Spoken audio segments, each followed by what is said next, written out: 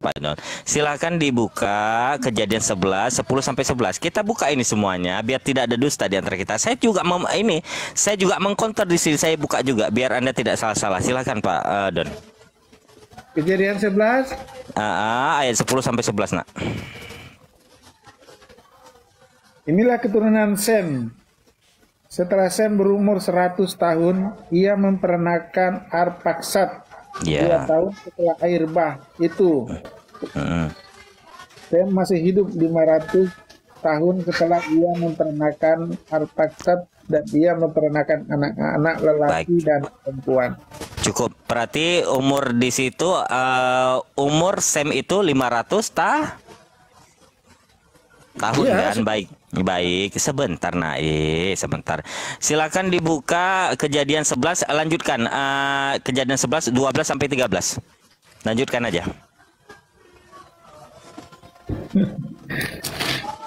Anda Kejadian minta 11? tadi. Kejadian 11 tetap di pasal yang sama. 10. Kejadian 11 tetap di pasal yang sama setelah Sem, Arpaksad. Setelah Sem berumur 100 tahun, yang memperanakan Arpaksad 2 tahun setelah air bah itu. Hidup 500 tahun setelah memperanakan Arpaksad, dan ia memperanakan anak-anak lelaki dan perempuan. Terus lanjut ayat 12-nya. Enggak, ini Anda mau bertanya apa ini? Enggak, cepat. Satu lagi nih, cepat. Lanjutkan ayatnya. Setelah Arpaksad hidup 35 tahun, yang memperanakan Terah. Arpaksad masih hidup 438 tahun. Ya baik. Cukup sampai di situ aja. Nanti saya akan membawakan Kejadian 25, Ismail hidup 137 tahun, Yakub atau Israel hidup selama 147 tahun di Kejadian 47 ayat 28 ya. Pertanyaan saya, Sebentar dulu. Pertanyaan saya, Kejadian 929, Kejadian 11 10 11, Kejadian 11 12 13, Kejadian 25 17, Kejadian 47 28. Ketika umur orang ini ada yang 950, 500 tahun, 430, 173 tahun, 147 tahun, manakah yang benar?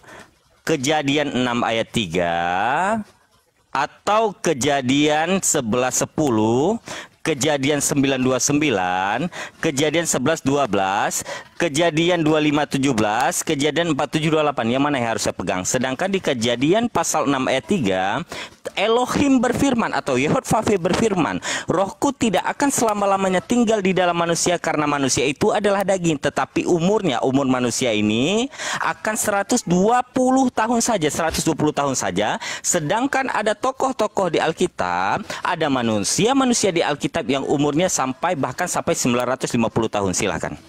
Yang mana yang harus saya pegang?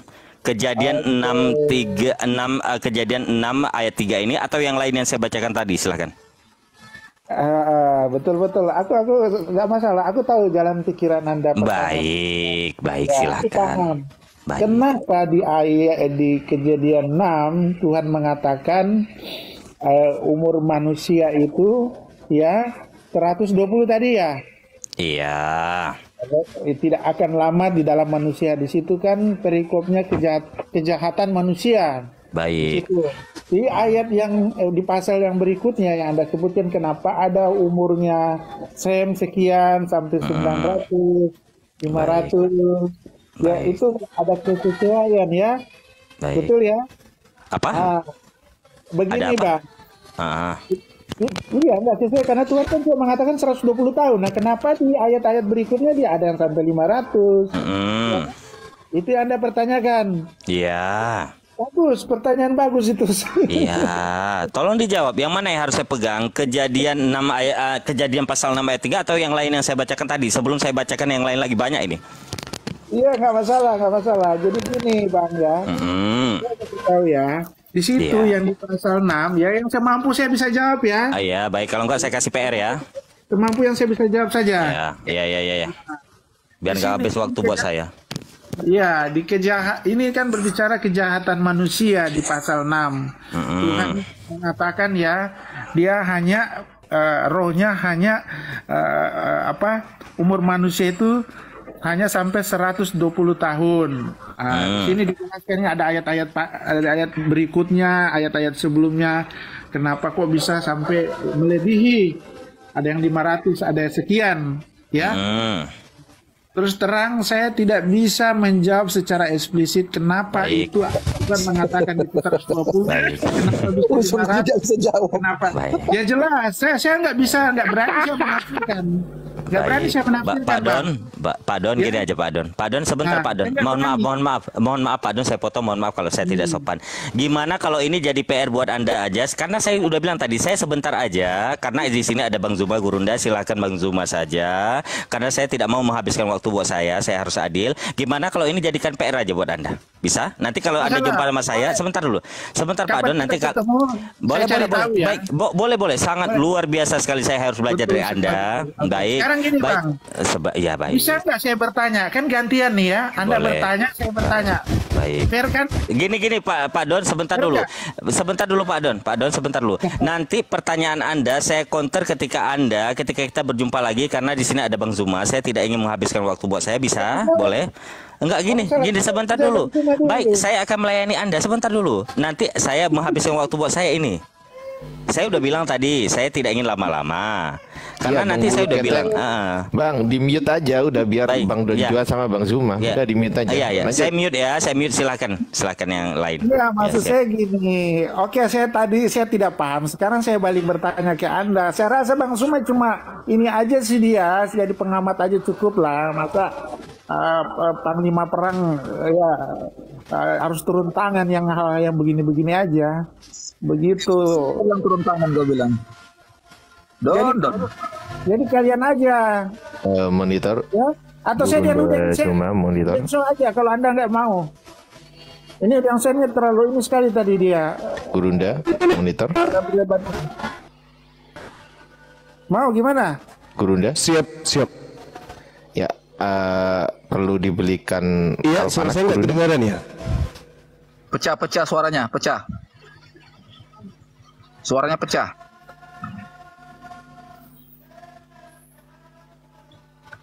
Cek.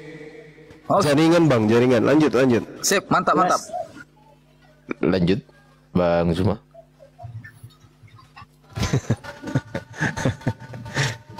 Iya, silakan.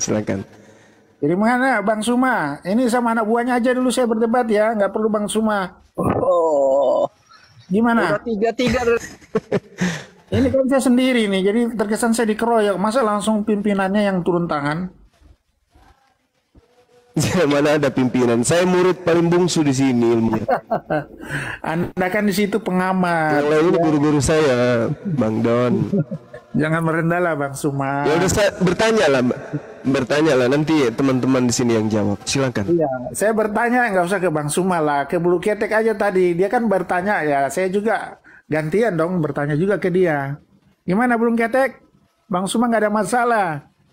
Cuma jadi pengawas saja beliau. Udah kota tahu. Bertanya aja Bang, nanti teman-teman yang jawab. Ayo.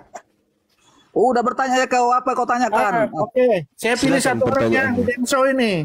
Udah kau tanya cepat sekali bicaranya nih. Oke ya. Apa? Kamu aja kau dengan aku ya. Masalah apa? Enggak usah ikut campur ya. Silakan pertanyaannya. Iya, aku pertanyaannya masalah apa rupanya? Pertanyaannya ringan-ringan saja kok. Apa itu? Dan ini selalu dikomal-komal juga kok. Udah kau tanya lah, apa yang mau kau tanya? Iya, santai aja. sabar. Kok langsung klimaks saja gitu. Ya, tadi bilang Bulu Ketek aja pun muter-muter juga habis ujungnya nggak jawab juga kau. Makanya tadi saya mau bertanya balik dia nggak ada waktu. Pertanyaannya bagus. Sebentar teman dijawab. Sebentar Bang Hudeng, sebentar Bang Don. Jawab teman-teman pertanyaannya. Yang oten-oten yang sebentar Bang Don, oten-oten yang pemberani yang ingin berdiskusi dengan Gurunda Juma silahkan naik minta permintaan, karena Bang Don ini mundur duluan itu mengibarkan bendera. Saya mau bertanya nih, kamu. Silakan Bang Juma, silakan. Saya bertanya nih. Oke ya, sama Udiang So nih. Yang banyak kali cakapnya dia nih. So tahu dia. Jadi Udah kau, saya mau tanya kau, ya, ini ringan-ringan aja kok. Itu batu hajar aswad, itu kan selalu ditanya-tanyakan sama di beberapa room ya. Itu kan kalau ke sana ya itu kan kita ibadah ya umat Muslim ya. Kenapa? Itu seperti wajib itu harus mencium itu batu hajar aswad.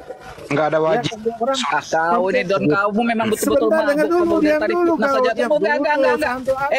Udah, stop. Tuh, kan Kau udah bilang kejang-kejang. wajib, kau bilang wajib apa? Wajib apa? Aduh, Wajib santai apa? aja. Jangan kejang-kejang Iya, dulu. wajib apa? santai. Kamu jangan Diam dulu nanti Anda sanggah.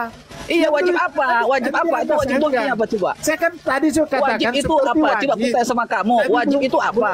Belum wajib Aduh, ya. jadi berisik Seperti ini wajib, sih. saya kan katakan seperti wajib. Bang Udeng. Bisa kok Santai bisa aja, Bang ya. Udeng. Diam dulu. Santai, Sabar, kejang-kejang. sabar. Nah. Iya, aku lanjut. Diam dulu, kita ditonton ini ada Bang Suma, hargailah.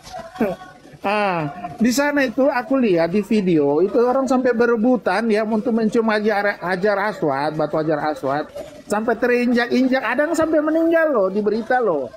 Hanya karena mau cium itu batu hajar aswad. Katanya batu hajar aswad itu bisa menghapus dosa.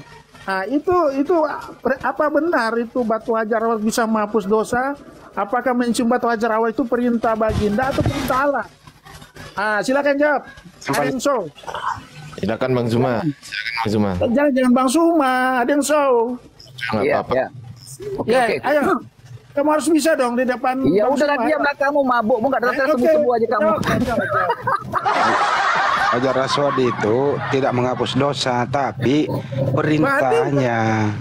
Jangan dibantu dia. Aku mau lihat pengetahuan keislaman Iya. dia nih. Imannya dia sampai di mana nih? Udah lah, silakan. kamu ribut kali ku tanya sama kamu ya, denger Iya, ya Don. tanya. Ayo, Iya, jawab, dengar jawab. Don. Udah, jangan kau cerewet aja merepet macam kenal pot aja. Udah silakan. Ya udah diam kamu. Mute. Oi, mute. Batu itu ya untuk apa ditaruh di situ? Batu itu bukan sesembahan. Mau dipakai untuk dicium, nggak ada urusan. Kau bilang tadi wajib. Kamu nggak ngerti kata wajib. Wajib itu dikerjakan berpahala, tak dikerjakan berdosa. Kamu bilang, jadi kalau nggak dikerjakan berdosa, tidak. Jadi kamu harus pahami. Jadi kalau orang berebut-rebutan untuk itu mengambil hikmah, sama seperti kau mencium kaki orang tuamu sendiri, sama seperti kamu berpuasa di bulan Ramadan, juga menghapuskan dosamu juga. Yang patut disembah itu Allah Subhanahu wa Ta'ala. Andaikan batu Hajarul Aswad itu Tuhan, nggak mungkin ditunjuk pakai kayu, pakai tongkat, nggak mungkin dicuri. Kamu harus pahami, oten-oten semuanya, kami tidak menyembah batu. Ingat baik-baik ya, qul huwallahu ahad, Allahu samad, lam yalid wa lam yulad wa lam yakul lahu kufuwan. Cari dari Al-Qur'an sendiri bahwasanya umat Islam menyembah batu Hajarul Aswad. Kamu sendiri yang menyembah manusia. Nah, penyembahan manusia itulah penyembahan pagan, Yunani, penyembahan berhala-berhala. Nah, kamu yang harus kamu bisa jawab bahwasannya kamu juga penyembah berhala manusia. Islam tidak pernah menyembah batu. Oke, lanjut Bang Juma. Terima kasih. Oke, gini maksud saya gini, ada yang show, bukan disembah, maksudnya hapus dosa.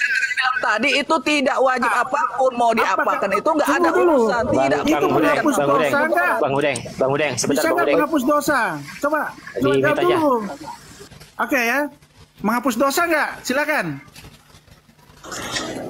Perintahnya menghapus dosa. Perintah kita, bukan batunya. Bang Andi, jangan dulu, saya mau tahu keislamannya dia, bisa jawab nggak dia nih? Bisa begitu, Bang Don. Udah dia. Jangan dulu Bang Andi, jangan dulu, dia dulu nih, biar dia jawab dulu, dia congor banget tadi dia nih. Izin Bang Udeng, mending di mute aja Jawab Bang dulu, Udeng. jawab dulu, Biar Udeng, nanti jawab. dijawab sama Gurunda Zuma. Ya biar dia ketakutan kalau sama Gurunda Zuma. Silakan Gurunda. Jangan Gurunda, aduh ampun, Udeng dulu ini, dia mampu nggak?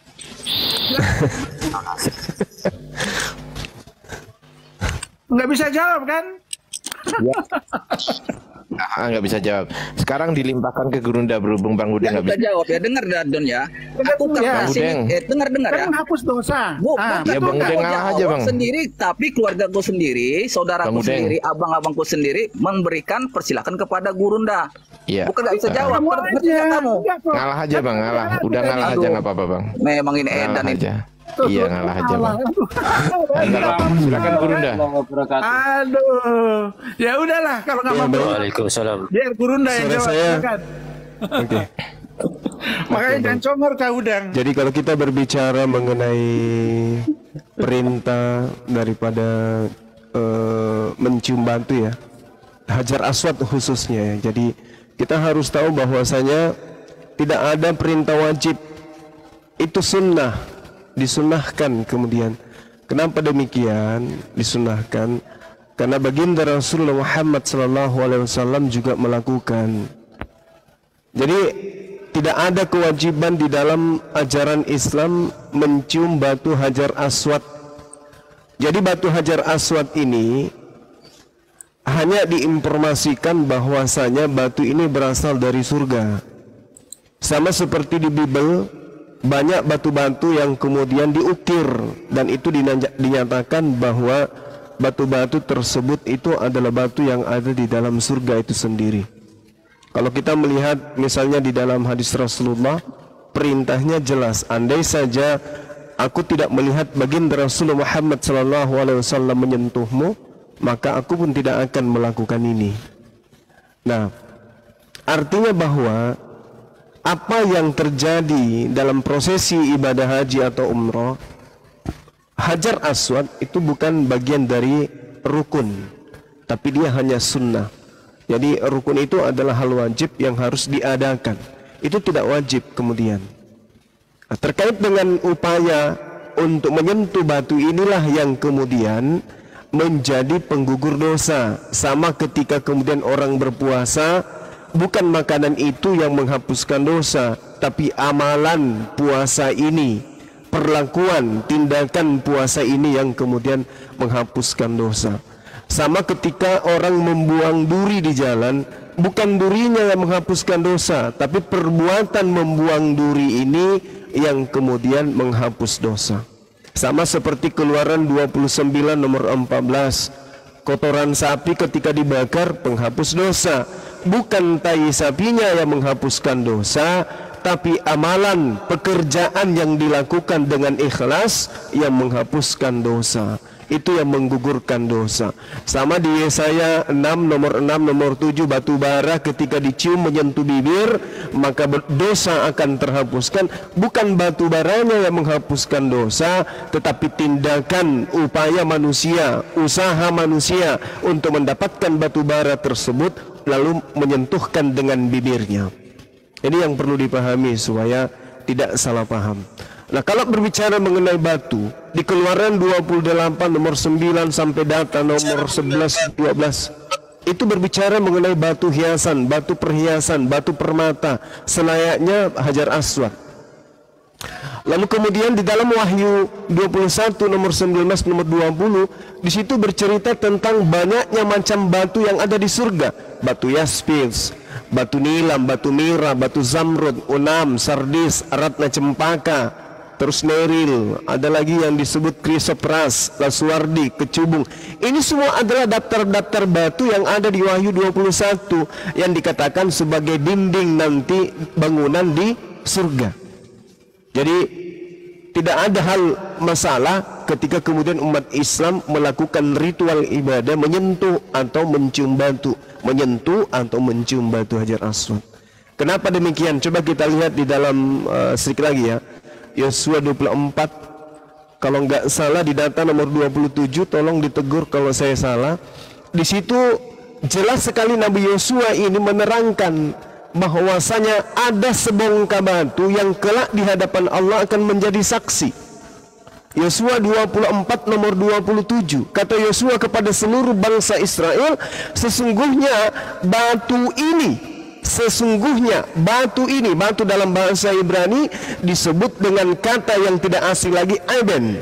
Jadi kata aiben itu merujuk kepada sebongkah batu, di mana Nabi Yosua mengatakan batu ini sesungguhnya akan menjadi saksi terhadap Bani Israel, sebab telah didengarnya segala firman Tuhan yang diucapkannya kepada kita. Sebab itu batu ini akan menjadi saksi terhadap kamu, supaya kamu jangan menyangkal Elohimmu.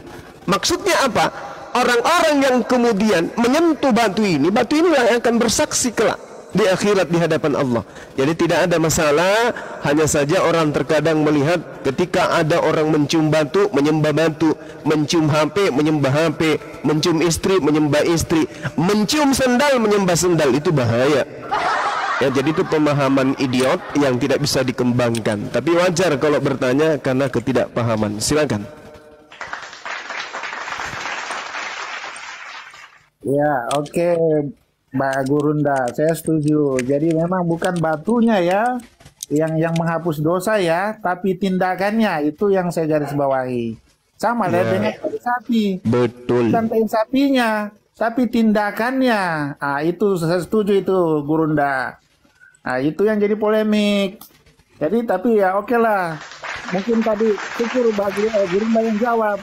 Kalau yang adeseng tadi itu pasti sudah sesat, jadi salah pengertian kan jadinya gitu.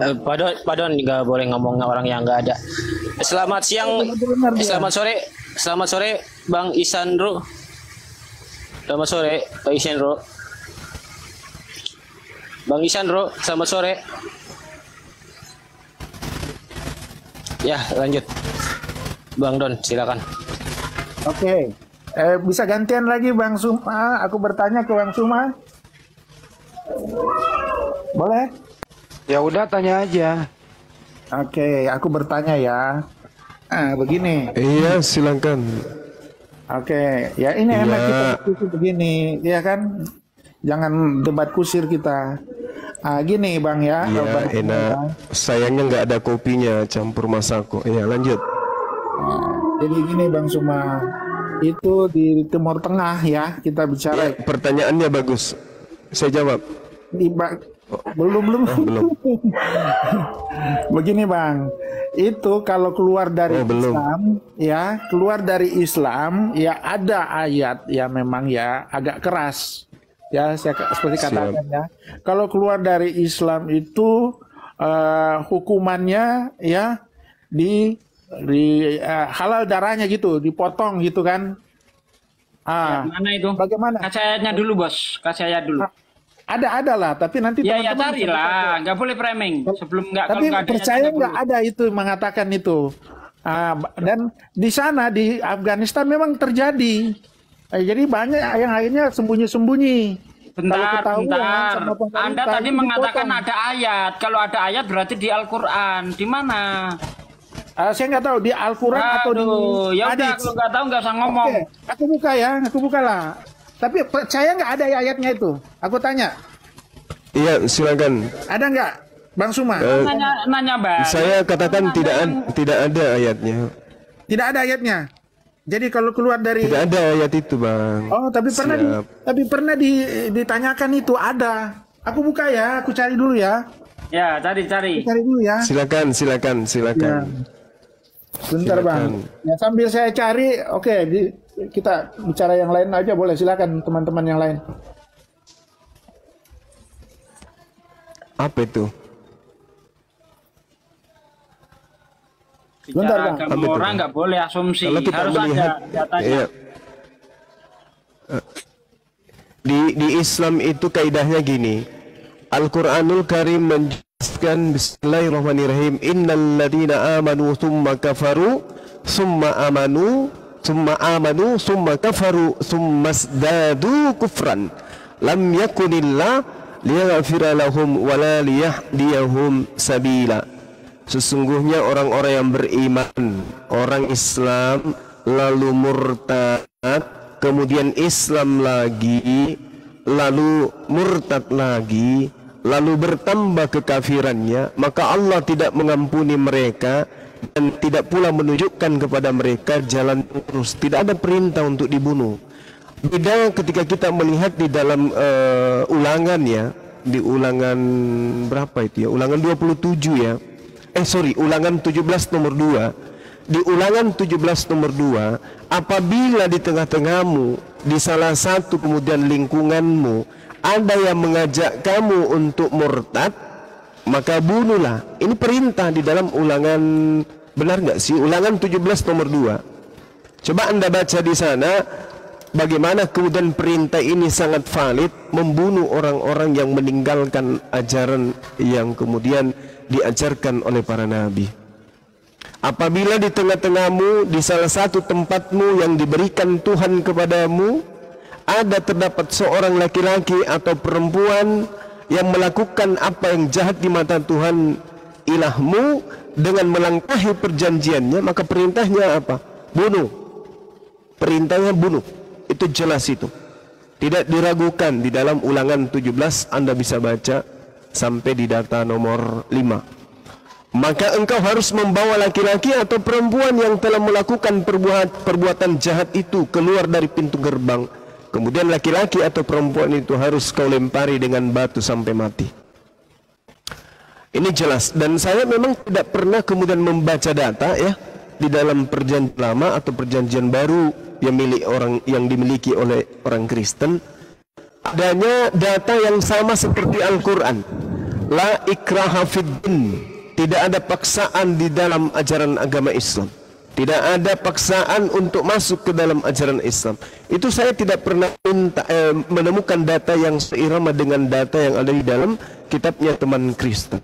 Malah kalau kita melihat di dalam Markus 16, di situ sangat jelas dikatakan yang percaya baptis, yang tidak percaya hukum. Yang percaya baptis, yang tidak percaya hukum. Ini yang saya khawatirkan terjadi apabila orang-orang Kristen mayoritas di negara ini. Saya hanya khawatir itu terjadi. Bukan berarti akan terjadi, pasti terjadi. Tapi saya khawatir karena di situ sangat jelas ditekankan apabila percaya baptis, apabila tidak percaya hukum. Nah, ini bahaya. Ya mudah-mudahan sampai kapanpun tidak akan pernah mayoritas, tapi tetap minoritas supaya bisa damai sejahtera Indonesia ini. Oke Bang Suma, nanti kita bahas itu ya. Yang ini aja dulu. Saya udah dapat haditsnya nih. Al-Bukhari 3017. Siapa yang mengganti agamanya? Al-Bukhari 3017. Siapa yang mengganti agamanya, bunuhlah dia. Silakan. Bukhari ya? Bukhari 3017. Bukhari? Ya. Bukhari berapa Pak? 3017.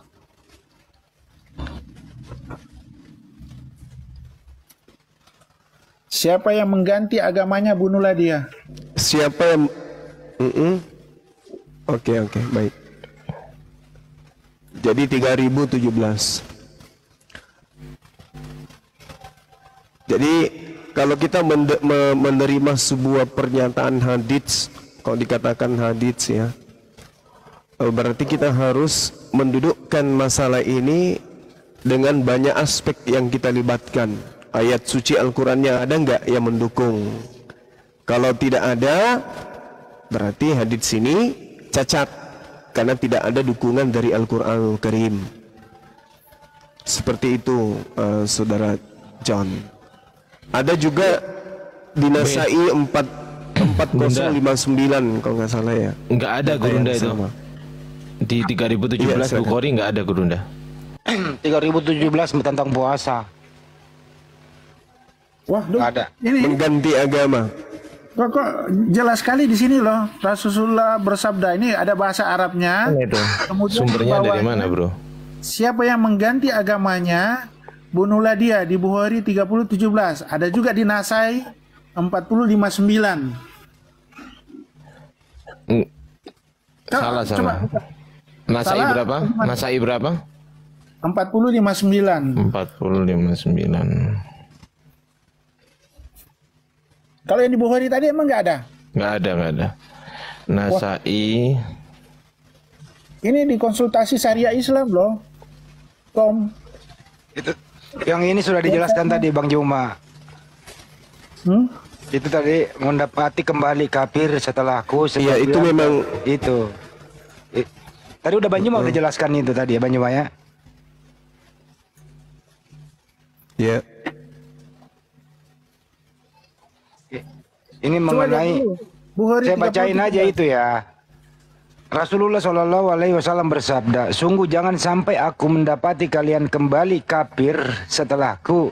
Sebagian kalian membunuh sebagian yang lain. Tidaklah seorang menanggung kejahatan ayahnya serta kejahatan saudaranya. Itu bunyinya di sana. Itu Bukhari 30:17 ya? Bukan. An-Nasai 45:9. Itu malah di situ judulnya itu keharaman pembunuhan. Di Bukhari 30:17. Ya itu nggak ada itu tadi yang pertama.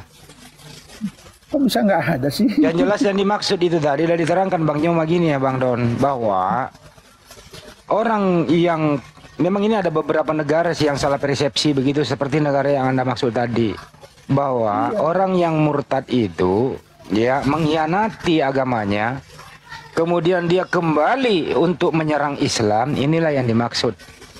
Itu dijelaskan lagi itu yang dimaksud. Ya, itu yang dimaksud. Iya. Kembali menyerang agamanya, gitu ya. Tapi kalau dia keluar saja enggak ya? No problemo, nggak ada masalah. Kalau di Indonesia itu dia murtad menista agama ya di DPO kayak Saifuddin Ibrahim kena hukum 156A begitu. Iya, itu kan penghinaan ya, penghujatan ya. Sama itu mengkhianati gitu loh ya. Apalagi kembali menyerang agamanya, itu kelar urusan. Itu kira-kira terjawab ya. Tadi Bang Juma udah jelaskan sih. Lanjut Bang Juma. Makasih. Oke. Iya, jadi tidak ada kemudian perintah mutlak ya. Ini sifat daripada hadis ini sifatnya adalah temporer.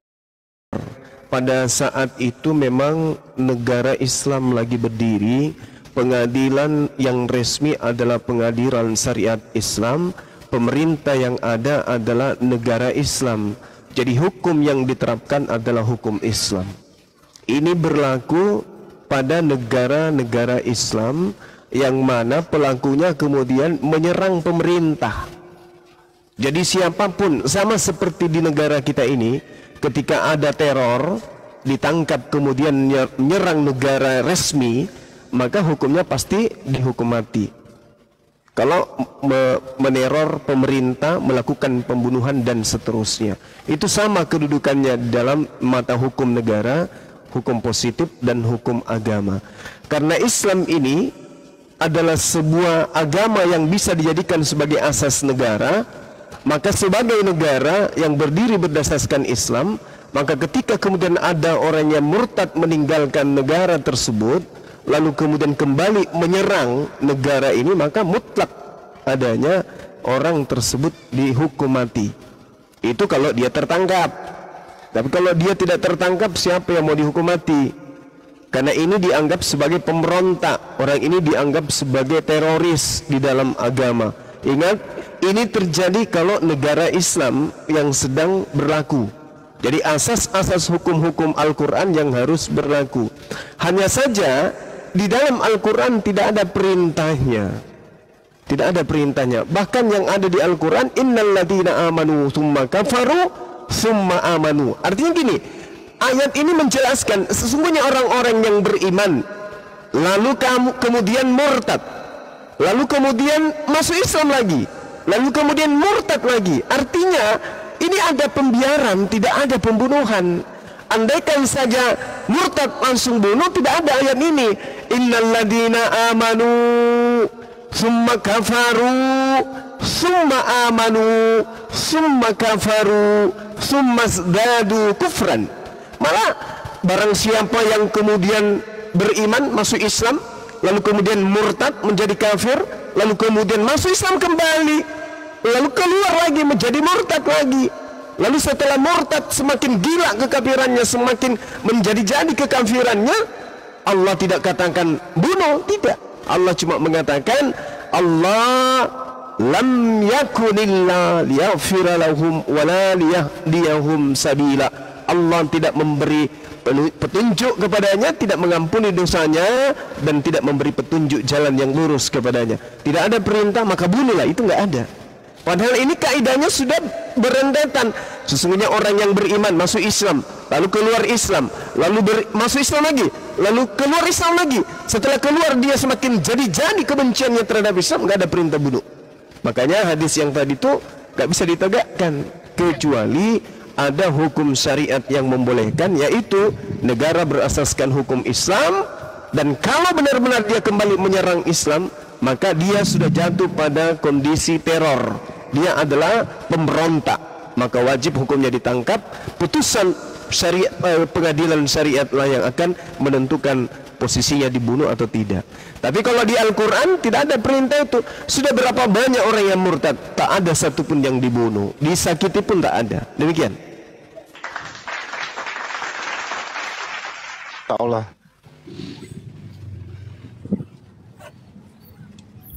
Dari itu Bang Don, hati-hati membawa hadis. Boleh ditambahkan Gurunda sedikit, mohon maaf. Ya, silakan. Kita sapa dulu Bang Senggol. Selamat sore. Muslim apa Kristen Bang Senggol? Pak Desuki dari tadi juga nganggur itu. Halo, selamat sore. Lanjut ngomong dulu ya, saya buat terima jawabannya karena banyak taksisnya nih, hadis ayat.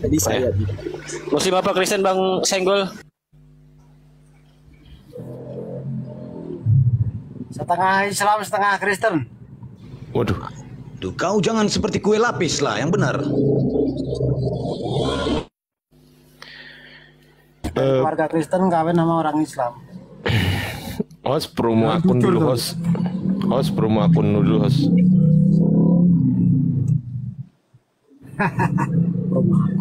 Ya, yang di bawah ada 2 juta orang, silakan di follow Mario Bros, silakan. Ya, untuk teman-teman di bawah yang sangat baik ataupun pura-pura baik, serta manusia yang beriman juga manusia yang masih mencari keimanan.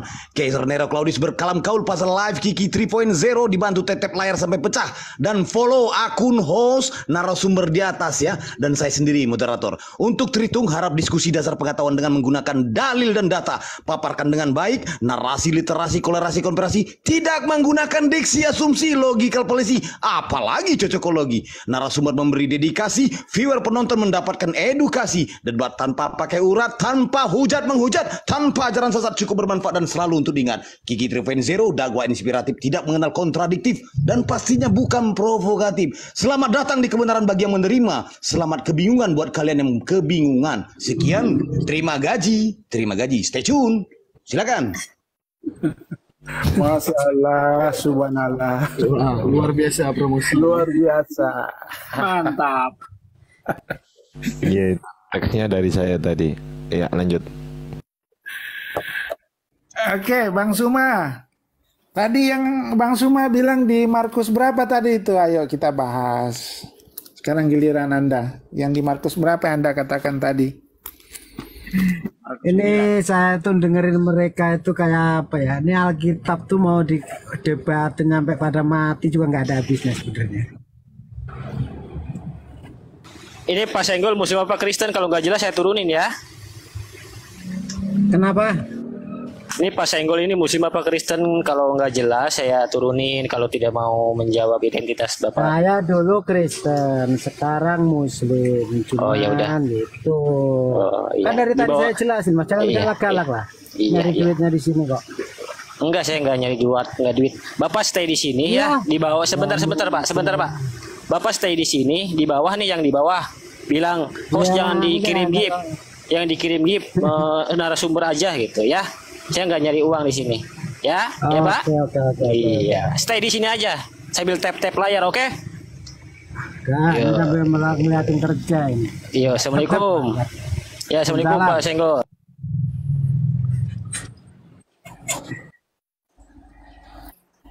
Ya, lanjut. Kalau mau dialog nggak usah naik, toh gampang kok.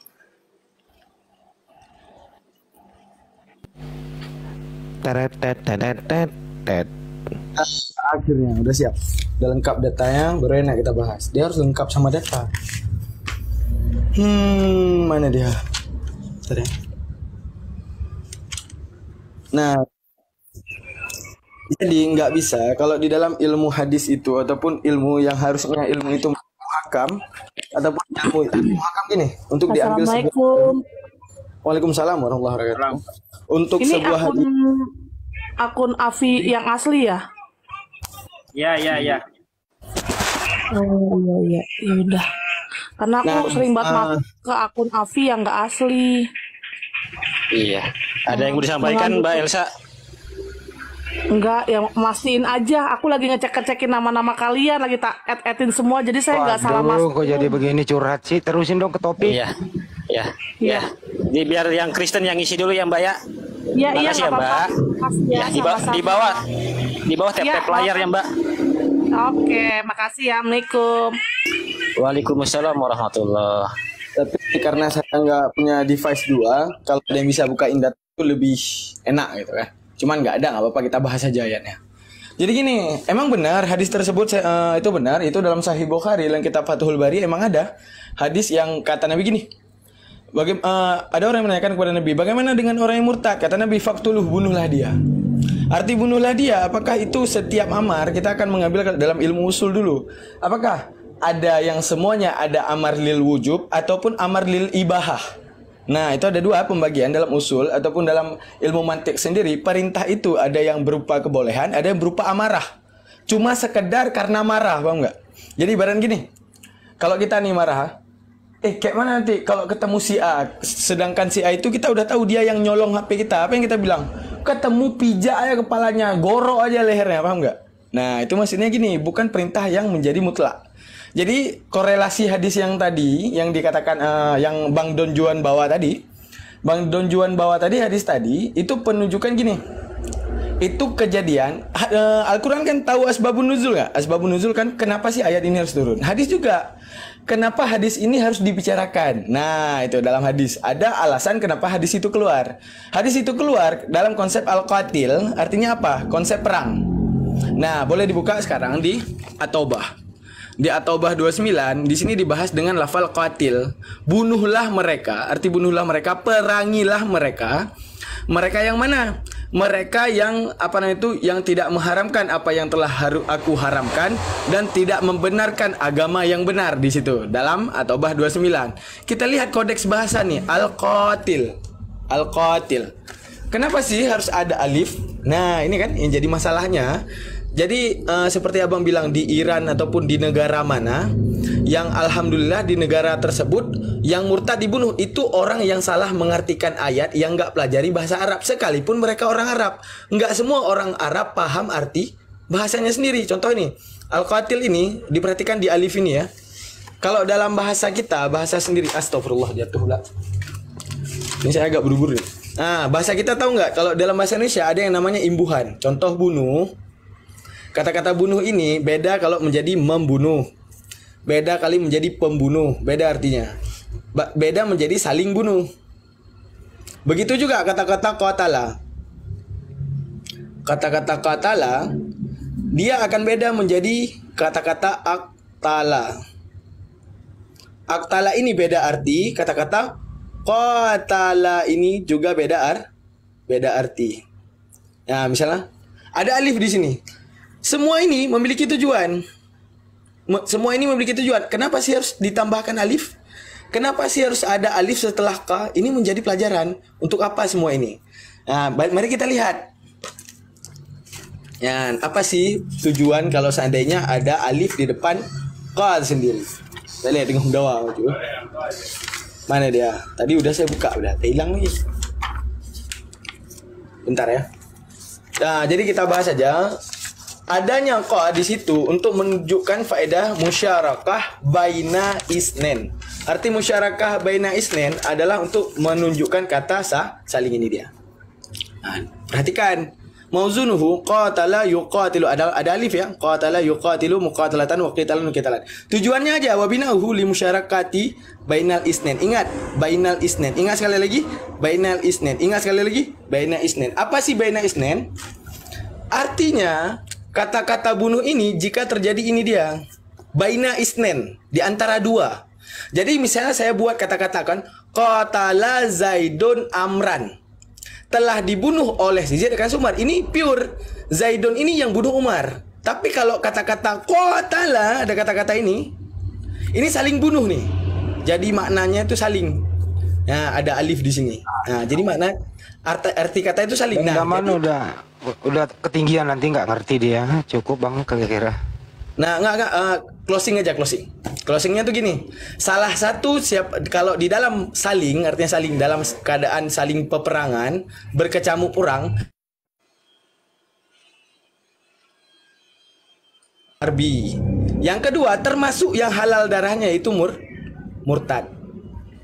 Jadi jangan salah konsep. Enggak semua murtad begitu murtad dibunuh, bukan. Tapi dalam kasus perang itu menunjukkan apa? Kata Nabi, kalau di dalam perang orang yang keluar daripada agamanya itu dibunuh. Apa jawabannya? Ada di At-Taubah 36. Apa kata Nabi? Semua orang musyrik itu sama. Tidak, Nabi mengatakan semua orang kafir itu sama. Tapi di dalam Al-Qur'an sendiri orang musyrik itu sama di dalam At-Taubah 36. Menunjukkan apa? Musyrik itu yang pertama kafir. Dari kecilnya sudah musyrik kepada Allah. Yang kedua riddah ataupun orang murtad. Yang dimana dia sudah mendapat kebenaran, dia musyrikkan Allah. Hingga akhirnya keluarlah hadis yang tadi. Apa hadis? Apabila engkau mendapati orang murtad, maka bunuhlah dia. Dalam konsep perang. Jangan salah, dalam konsep perang. Selesai. Tap. Itu dia.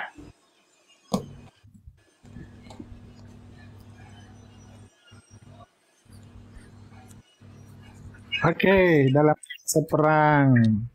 Ini kan ada juga ini di Al-Bukhari loh. Ini aku diperintahkan untuk memerangi manusia sampai mereka mengucapkan la. Ya, ada iya, Abang. Kalau Abang buka Al-Bukhari itu kata-katanya pasti qatilu.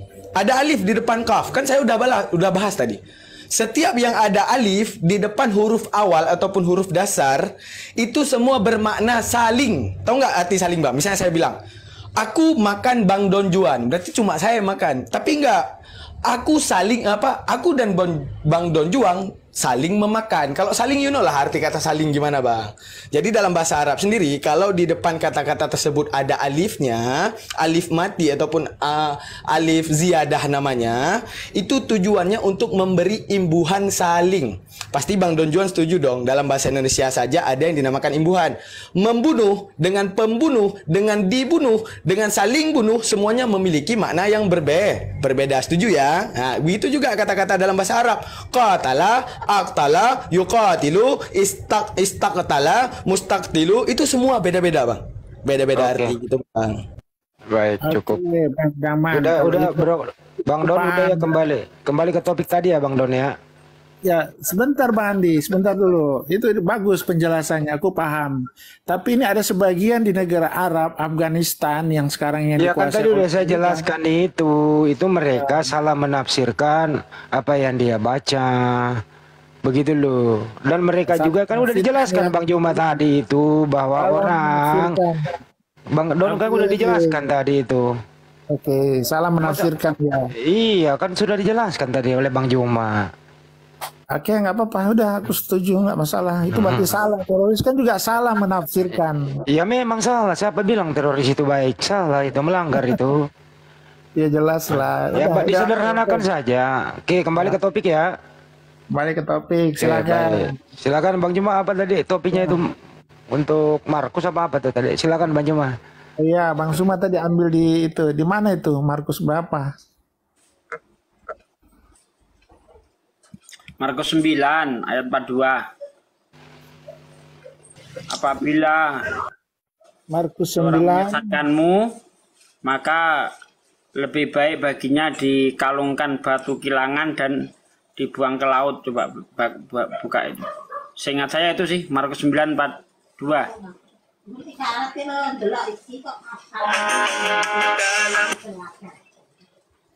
Markus 9 ayat 42 ya? Iya, seingat saya di situ, coba dibaca.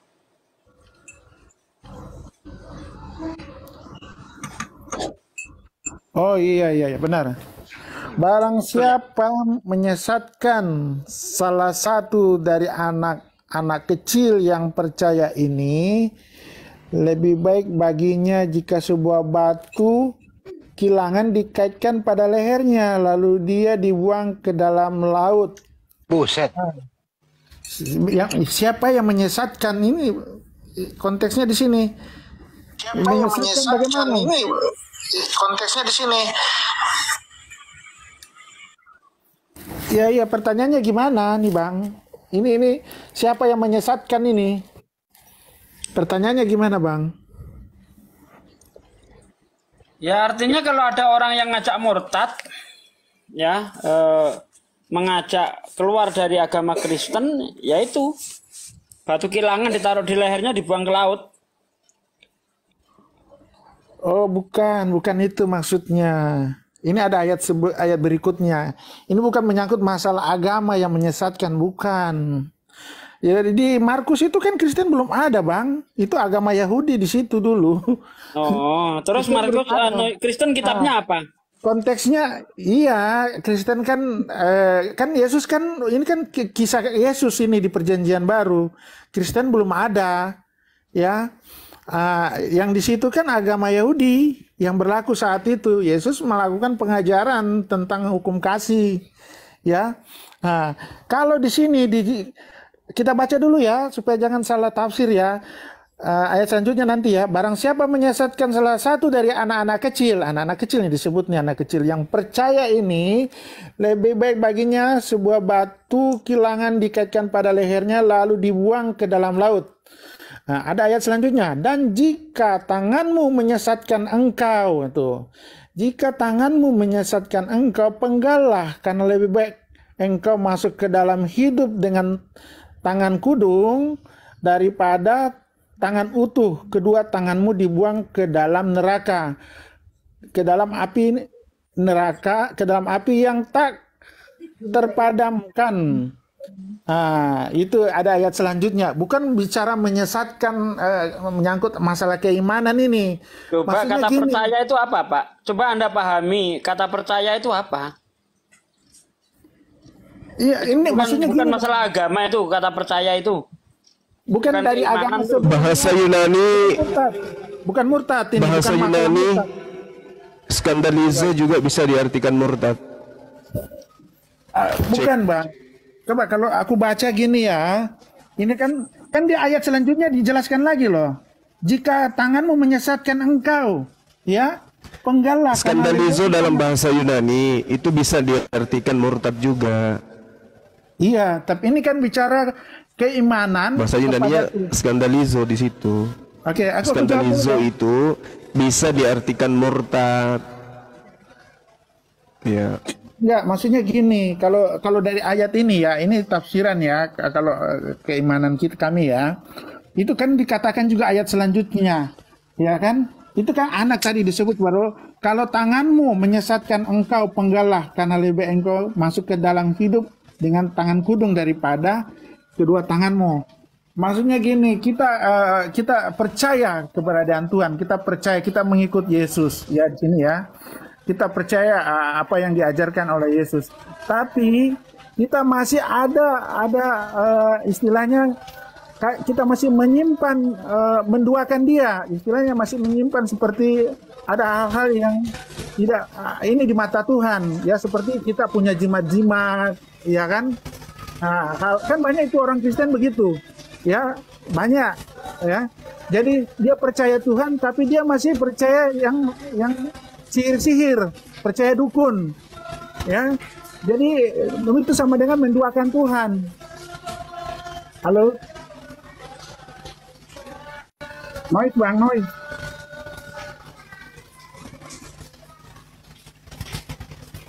Nggak ada yang noise, terusin aja, nggak ada. Oke, ya. Tadi noise Bang. Jadi gitu, kalau kita percaya kepada Tuhan, kita harus fokus ya kepada Dia. Jangan ada hal-hal yang menduakan Tuhan ya, hal-hal ya seperti itu kita masih percaya yang hal sihir ya, guna-guna ya, yang begitu. Jadi tinggalkan semua. Jadi kalau dari salah satu anggota tubuhmu, jangan karena itu yang menghambat engkau untuk menerima keselamatan. Terkadang begitu, kita sebagai orang percaya masih juga percaya hal-hal yang di luar dari keyakinan kita kepada Tuhan. Banyak yang begitu maksudnya. Jadi kita harus tanggalkan. Jadi kalau tanganmu menyesatkan engkau, potonglah. ya kan? Atau matamu cungkilah. Kan ada ayat juga yang lain yang mengatakan itu. Kalau matamu yang menyesatkan engkau ya melihat sesuatu yang kurang baik, ya ibarat seperti gitu, cungkilah. Begitu. Jadi kita harus mengenal Tuhan itu ya dengan sepenuh hati. Ya, jangan suam-suam kuku istilahnya gitu, Bang. Jadi bukan ini murtad yang maksudnya dia dari agama sebelumnya dia pindah baru ini kan dia sebut anggota tubuh loh. Iya kan? Begitu, Bang. Oke, silakan.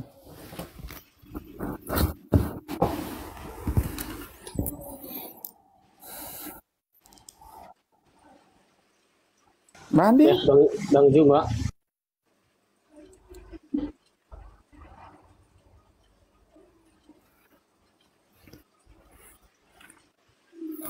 Cek, Bang. cek, oke. Ya normal. Suara saya kedengaran, ya baik. Ada beberapa data di dalam Bible yang memang konsentrasinya terhadap perintah membunuh orang yang murtad atau yang mengajak murtad. Jangan mendengarkan dia, janganlah engkau merasa sayang padanya, jangan mengasihi dia, jangan menutupi salahnya, tetapi bunuhlah dia. Engkau harus melempari dia dengan batu sehingga dia mati. Ulangan 13 nomor 6 nomor 10. Ulangan 17 nomor 5 yang saya katakan tadi. Laki-laki atau perempuan itu harus kau lempari dengan batu sampai mati. Ulangan 13 nomor 20. Maka bunuhlah dengan mata pedang penduduk kota itu. Bang, satu-satu ayatnya coba kita bahas. Dan tumpaslah, sabar Bang. Salah satu aja dulu. Dan tumpaslah dengan mata pedang kota itu serta isinya dan hewannya. Ini bahaya nih. Jadi dikatakan di dalam ulangan 13 nomor 12 sampai nomor 16. Saya bacakan dulu ya Bang ya. Apabila di salah satu kota yang diberikan Tuhan Elohim kepadamu untuk diam di sana, kau dengar orang berkata, ada orang-orang durzila tampil dari tengah-tengahmu yang telah menyesatkan penduduk kota mereka dengan berkata, mari kita berbakti kepada ilah lain yang tidak kamu kenal. Maka haruslah engkau memeriksa, menyelidiki dan menanyakan baik-baik.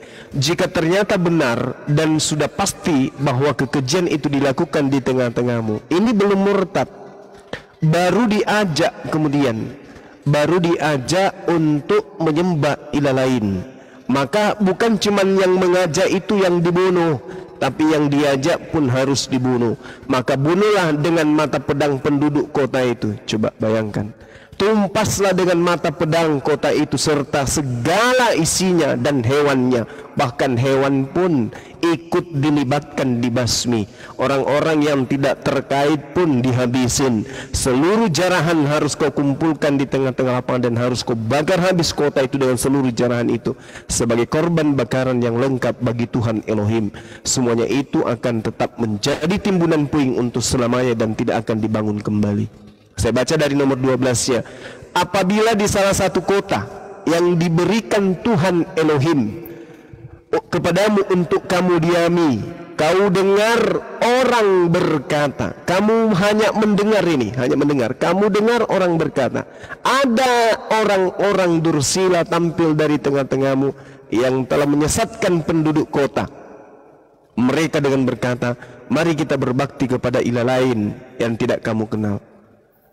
Maka harus engkau memeriksa, menyelidiki dan menanyakan baik. Jika ternyata benar dan sudah pasti bahwa kekejian itu dilakukan di tengah-tengahmu, maka bunuhlah dengan mata pedang penduduk kota itu dan tumpaslah dengan mata pedang kota itu serta segala isinya dan juga hewan-hewannya. Demikian. Oke, Bang Soma. Aku udah baca, udah dapat kok di situ di ayat 12 ya. Ini di ulangan ya. Ini perikopnya berjudul ya. Ini tentang peringatan terhadap umat Israel yang menyembah berhala. Ya, artinya murtad meninggalkan ajaran penyembahan kepada Elo Musa, Elo Abraham. Iya. Halo. Ya. Ya, lanjut Bang, lanjut. Tunggu Bang, ini ada telepon masuk nih, aku reject dulu nih. Jadi gini Bang Suma, ya. Dosa terbesar ya di mata Tuhan ialah penyembahan berhala, Bang Suma, dan saya yakin di umat Islam juga begitu. Dosa terbesar adalah menyembah berhala, menduakan Tuhan. Ya, jelas ini orang yang beragama, umat Israel yang dituntun keluar dari tanah Mesir, dari tempat perbudakan menuju tanah yang dijanjikan, itu melewati perjalanan yang panjang dengan keluh kesah, dengan orang Israel yang begitu kurang setia kepada Tuhan, makanya turun hukum Taurat, ya kan? Di situ jelas Tuhan kesal. Di hukum Taurat juga dijelaskan, aku Tuhan Allahmu yang membawa engkau keluar dari tanah Mesir. Jangan ada padamu Allah lain di hadapanku. Tuhan nggak mau ada penyembahan berhala. Jadi itu bisa dikatakan murtad memang. Yang tadinya menyembah Allah, terus dia menyembah ilah-ilah lain, dewa-dewa. Jelas Tuhan keras di situ dikatakan. Di ayat yang itu. Jadi jelas, Bang, ini penyembahan berhala ini. Ya, bukan dia dari agama Yahudi pindah ke agama lain, bukan. Ini penyembahan berhala yang tadinya percaya kepada Allah Elohim, ya, tiba-tiba dia menyembah berhala. Itu maksudnya, Bang. Iya, jadi itu, Bang. Orang yang menyembah berhala itu hukumannya itu kafir. Baik. Iya kan? Kalau misal, udah. Silakan. Ya. Udah ya. Jadi kalau misalnya Jadi kalau misalnya di tengah-tengah mereka muncul kemudian orang yang mengajak menyembah Yesus, maka mereka wajib dibunuh, diperangi semua, ya kan, sama Israel. Benar nggak, Bang?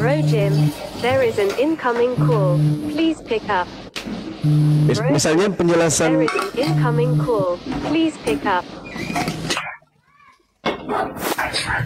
Bang Juan, Bang Don Juan itu di mute dulu aja dulu. Tunggu, Pak. Ya, jadi kalau misalnya penjelasan Abang ini dijadikan sebagai standarisasi daripada Yesus, maka wajarlah kemudian orang-orang Yahudi tidak mau menyembah Yesus. Karena ternyata kalau menyembah ilah lain selain daripada ilah yang berfirman kepada Musa, Nabi Musa alaihissalam, maka perintahnya bunuhlah. Jadi kalau ada misalnya misionaris yang datang di tengah-tengah orang Yahudi mengajak menyembah Yesus, maka misionarisnya ini wajar kalau dibunuh. Betul nggak? Begini, Bang Suma, ya. Ini kan bercerita tentang perjalanan umat Israel ini, yang bangsa yang tengkuk lutut, ya, bangsa yang bebal lah istilah ininya, ya. Tuhan sudah mengeluarkan mereka dari tanah Mesir, ya, menuju tanah yang dijanjikan. Terus mereka tidak setia dengan menyembah berhala, ya. Itu dulu itu kan belum ada agama Yahudi, Bang. Cuma agama cuma percaya satu Tuhan. Di situ belum ada agama Yahudi, belum ada Yakub di situ. Jadi jelas Tuhan keras kepada mereka, kepada umat Israel, jangan menyembah berhala. Iya. Kita udah paham. Kalau itu kita sudah paham. Yang jadi permasalahan sekarang ini, kalau ada misionaris gereja Kristen yang datang di tengah-tengah Yahudi ngajak nyembah Yesus, apakah data ini berlaku? Dibunuh misionarisnya, ditumpas misionaris ini. Berlaku tidak itu? Karena mereka yakin sekali bahwa misionaris ini akan mengajarkan menyembah ilah lain. Gimana, Bang? Ya oke, Bang Suma, saya tahu, saya paham maksudnya gitu. Misionaris itu bukan menyembah berhala, Bang. Mereka tidak mengajarkan menyembah patung, menyembah menyembah Tuhan. Tuhan Yesus itu berhala. Di situ kita berbeda. Yesus itu berhala, Bang. Yesus itu kan Allah yang menjadi manusia. Selain daripada pencipta langit dan bumi, itu adalah berhala. Yesus itu berhala, dia berhala dalam bentuk manusia. Nah, sekarang pertanyaannya adalah, ketika ada misionaris orang Kristen datang di tengah-tengah orang Yahudi mengajarkan menyembah anak Maria, pantas tidak dibunuh oleh orang Yahudi? Itu poinnya. Itu berbeda. Kok jadi tertawa ya? Konteksnya. Loh, kok berbeda? Di Kristen itu mengajarkan menyembah satu Tuhan, Bang. Cuma bukan menyembah berhala. Iya, iya. Dengar, Yesus itu berhala. Mana berhalanya? Coba jangan tertawa dulu. Kita lihat di dalam kitabnya orang Yahudi, Hosea 11 nomor 9. Aku tidak akan melaksanakan murkaku yang menyala-nyala, tidak membinasakan Efraim kembali, sebab aku ini Allah dan aku bukan manusia. Yesus manusia itu bukan. Ya itu kita kembali lagi ke ketuhanan Yesus lagi kalau begitu. Tidak, ini yang perjanjian lama ini Bang Suma. Kita perjanjian lama. Bilangan 23 nomor 19, Allah bukan manusia, Allah bukan anak manusia. Yesus manusia, Yesus anak manusia. Nggak bisa Yesus lolos, nggak bisa. Begini Bang Yeremia 10 nomor 6, sabar bang. Yeremia 10 nomor 6, tidak ada yang sama seperti Elohim. Ya Tuhan, Engkau maha besar. Tidak ada yang sama seperti Engkau. 2 Samuel 7 nomor 22, sebab itu Engkau maha besar, ya Tuhan Allah, sebab tidak ada yang sama seperti Engkau. 1 Tawarik 17 nomor 20, ya Tuhan, tidak ada yang sama seperti Engkau, tidak ada ilah selain Engkau, menurut segala yang kami tangkap dengan telinga kami. Lalu berbicara mengenai Yesus, Ibrani 2 nomor 17, itulah sebabnya maka dalam hal ini Yesus harus disamakan dengan saudara-saudaranya, supaya Yesus menjadi imam besar yang menaruh belas kasihan dan setia kepada Allah.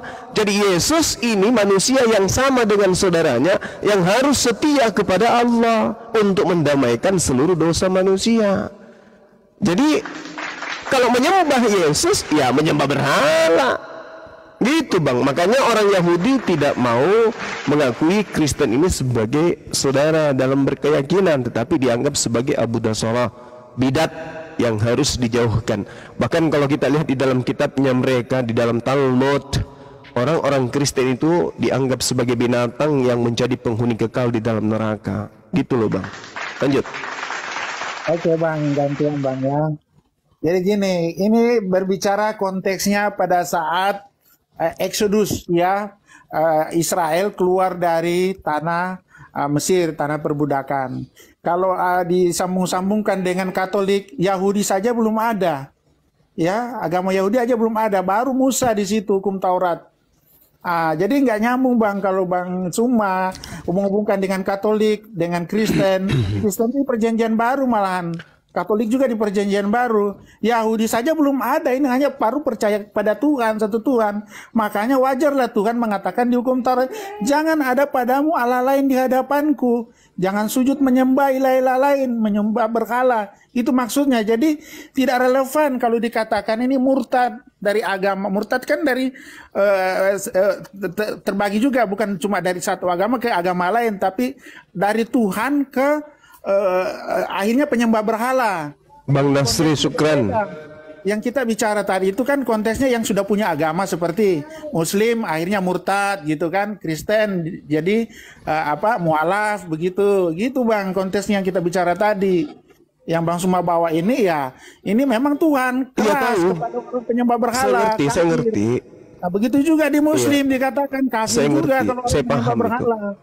Itu Bang maksudnya Bang. Jadi nggak masuk kalau dicocokkan di situ Bang. Sekarang baik. Orang-orang Yahudi kalau dia meninggalkan Yahudi menjadi Kristen itu murtad namanya. Murtad itu kalau orang Yahudi tiba-tiba menjadi Kristen, dia murtad. Nah, ketika dia menjadi Kristen, maka wajib hukumnya kemudian diperlakukan data yang tadi. Kenapa? Karena seketika Tuhannya menjadi makhluk, yaitu Yesus manusia. Dikatakanlah dia sebagai penyembah ilah lain, karena Yesus itu bukan Elohim yang mereka sembah. Yesus itu ciptaan Elohim. Itu poinnya yang harus dipahami dengan baik. Sedangkan kalau kita berbicara mengenai perintah yang tadi, kan saya sudah katakan bahwa saya Ulangan 13 nomor 20, apabila di salah satu kota yang diberikan Tuhan. Nah, kota yang diberikan misalnya tanah Kanaan. Tanah Kanaan tiba-tiba muncul misionaris di sana mengajak menyembah kepada Yesus, harus dijalankan, ditegakkan hukum ini, dibunuh. Nah, yang terkait ini bunga apa bagusnya ya? tanda-tanda akan dibunuh yang terjadi terhadap ajaran misionaris yang masuk ke Yerusalem atau di tanah Kanaan misalnya. Coba kita lihat bagaimana viralnya orang-orang Kristen yang memikul salib tiba-tiba diludahin, dianggap mereka sebagai Abu Dasarah, dianggap sebagai najis, dianggap orang-orang haram, dianggap sebagai orang-orang bidat penyembah berhala. Itu fakta, Bang. Makanya orang Yahudi berdiri, orang Kristen juga berdiri, Islam juga berdiri. Bedanya, Islam tidak mengaku berasal dari Yahudi, itu Islam. Kalau Kristen mengaku berasal dari Yahudi. Sementara Yahudinya diajarkan waspadalah kepada serigala yang nyamar domba. Maksudnya waspadalah kepada non Yahudi. Islam, Al-Quran tidak berasal dari perjanjian lama, bukan penggenapan dari perjanjian lama. Al-Quran itu berbeda dengan perjanjian baru, dituliskan untuk dicocok-cocokkan dengan perjanjian baru milik orang Yahudi. Nah, satu hal 30 detik yang harus dipahami oleh orang Kristen sedunia adalah kitab yang mereka genggam menjadi satu clipping dengan perjanjian baru itu sebenarnya bukan perjanjian lama. Justru yang dikatakan oleh Kristen perjanjian lama sebenarnya itu adalah perjanjian baru. Di mana itu tertulis? Yeremia 31 nomor 31, 32, 33. Aku akan mengadakan perjanjian baru. Dengan siapa? Dengan Bani Israel dan Bani Yehuda. Apa perjanjian barunya? Aku akan memasukkan hukum Taurat ke dalam batin setiap Bani Israel. Kesimpulannya adalah satu, Tuhan mengadakan perjanjian baru dengan Bani Israel, Bani Yehuda. Dua, simpul kedua, hukum perjanjian baru, hukum Taurat adalah perjanjian baru. Dua simpul ini tidak bisa dirubah. Dua simpul ini tidak bisa dirubah. Sedangkan Tuhan tidak pernah melakukan perjanjian baru dengan orang Romawi, orang Yunani alias Kristen. Demikian, Bang.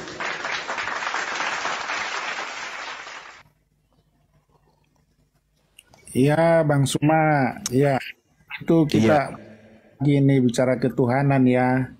Ya seperti tadi dari awal-awal Bang Suma naik ya, saya udah jelaskan bahwa kalau berbicara ketuhanan ya kan sampai kiamat juga kita nggak ketemu karena agama itu ya subjektif ya, intinya agamamu agamaku gitu kan. Tapi ya teman-teman hanya itu bagaimana Anda mengatakan Kristen ketuhanan Yesus. Ya saya jawab yang sesimpel-simpel aja ya, karena begitu besar kasih Allah kepada dunia ini, dia mengaruniakan anaknya yang tunggal supaya setiap orang percaya kan penuh dosa mulai dari zaman apa itu Israel ya keluar dari tanah Mesir, dikasih hukum Taurat yang begitu keras, tapi mereka juga masih bebal juga, keras kepala, tidak setia ya kan. Makanya Tuhan datang menjelma menjadi manusia, itu kemenangan kami ya. Jadi tolong teman-teman jangan inilah itu ya, itu menurut kami ya kan, karena saya katakan itu subjektif jadinya. Jadi Yesus itu ya datang, dia dari orang Yahudi memang sebenarnya ya, dia datang untuk orang Yahudi, tapi orang Yahudi menolak dia. Ya kan, jadi keselamatan buat orang Yahudi harusnya menerima keselamatan ditolak karena mereka nggak percaya kok Tuhannya bisa mati. Itu menurut keyakinan orang Yahudi. Yesus juga kenapa dia menghadir anak Allah, dia menyamakan dia dengan Allah, itu ya salah satu alasan kenapa Yahudi pengen supaya Yesus itu disalibkan. Tapi memang itu sudah karya Tuhan. Itulah teman-teman Muslim pasti akan bingung. Karena tuh karya Tuhan ya supaya manusia itu bisa diselamatkan ya, datang sebagai penebus ya. Jadi seperti begitu, keselamatan itu hanya di dalam Yesus. Jadi Yesus, orang Yahudi yang menolak itu, makanya Yesus belum terangkat ke surga mengatakan pergilah ke segala bangsa, baptislah mereka atas nama Bapa, Putra dan Roh Kudus. Di situ ada Tritunggal. Memang nggak tertulis Tritunggal. Tritunggal kan cuma istilah. Tapi Yesus mengatakan pergilah ke segala bangsa, baptislah mereka atas nama Bapa, Putra dan Roh Kudus. Itulah Tritunggal itu. Kan teman-teman, di mana ada tertulis Tritunggal? Tidak ada memang tertulis, tapi itu tersirat di situ. kata itu. Jadi begitu panjang Bang Suma kalau kita ini berbicara yang itu. Jadi bersifat umum. Sulit kita nggak akan ketemu. Saya udah katakan baik, sampai kiamat juga nggak akan ketemu Bang. Begitu Bang Suma. Baik. Silakan. Oke, baik. Saya menghargai ya, saya sangat menghargai iman saudara Kristen itu pencipta langit dan bumi yang orang Yahudi sebut Elohim atau Hasem Yod-Heh-Vav-He, inkarnasi menjadi manusia. Saya hargai itu. Itu iman saudara saya Kristen yang saya kasihi. Mereka mengimani Tuhan kita, Tuhan yang menciptakan kita ini berinkarnasi menjadi makhluk, bahkan sampai pada level menjadi mayat. Itu iman saudara saya Kristen. Saya hargai itu. Tetapi permasalahannya kemudian ketika ditanya, untuk apa pencipta langit dan bumi kita menjadi mayat? Apa jawaban saudara Kristen?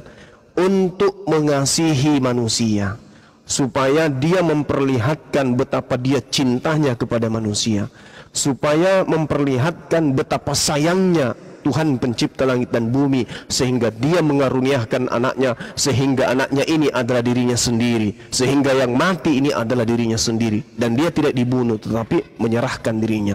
Inilah poinnya sebenarnya.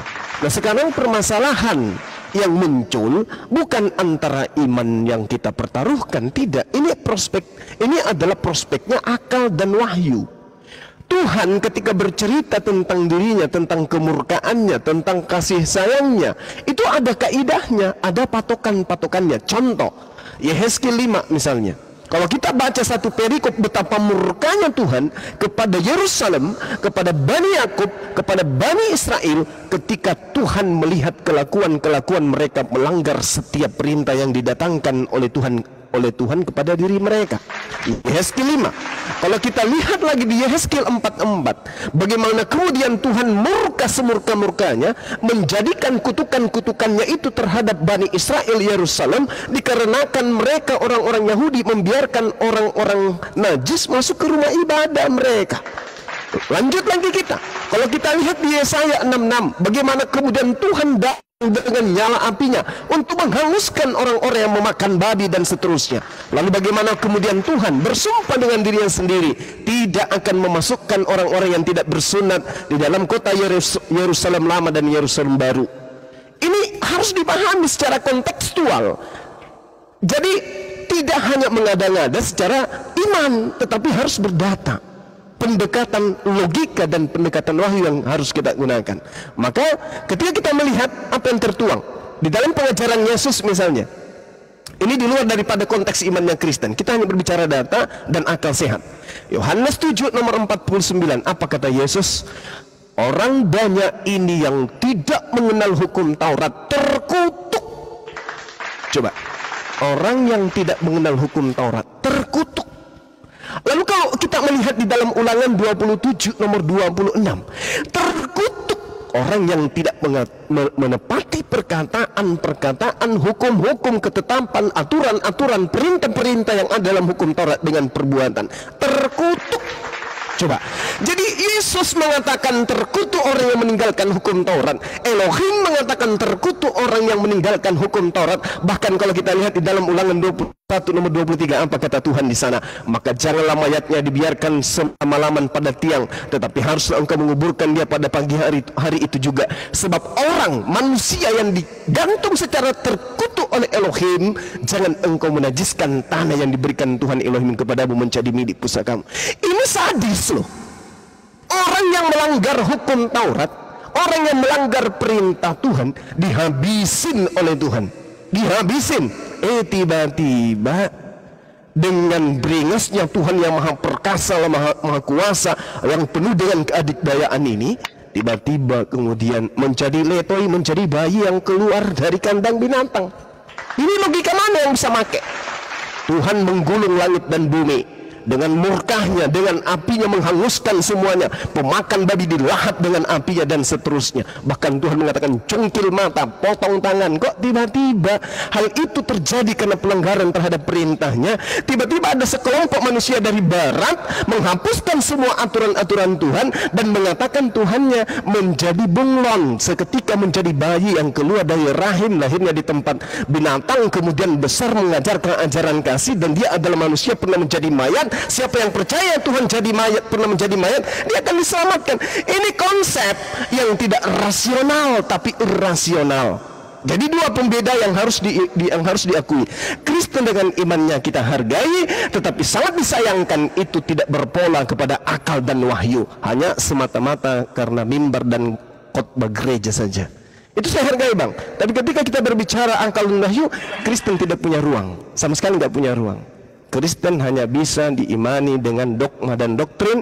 Jangan sekali-sekali menggunakan akal sehat ketika Anda ingin menjadi orang Kristen atau ingin tetap mati dalam keadaan Kristen. Ketika berbicara Bible, jauhkan akal Anda dari Bible, maka Anda akan mati dalam keadaan Kristen. Percaya sama saya. Silakan. Oke, Bang Suma, luar biasa. Bang Suma ini mungkin hampir tiap hari baca Alkitab ya. Ya, tapi ada juga yang saya luruskan, Bang Suma. Ya, itu tadi Bang Suma mengatakan begitu besar kasih Allah itu, dia tahu juga ayatnya itu ya, karena kasih Allah kepada manusia, Allah menyayangi umatnya, itu saya garis bawahi. Itu memang di situ tertulis. Tapi ada berapa yang saya luruskan. Yang menyangkut masalah hukum Taurat ya. Hukum Taurat itu hukum keras loh. Itu memang itu untuk orang-orang umat Yahudi pada saat itu, orang Israel, karena mereka kan bangsa setia, bangsa Israel. Itu ya, makanya Tuhan menurunkan hukum Taurat. Ya, hukum Taurat itu keras buat mereka karena mereka juga nggak setia. Ya, mereka masih bikin patung dari sapi emas, ya. Padahal Musa sudah ada di situ, kayaknya diturunkan hukum Taurat. Jadi hukum Taurat itu seperti Tuhan mengangkat pedang kepada umatnya.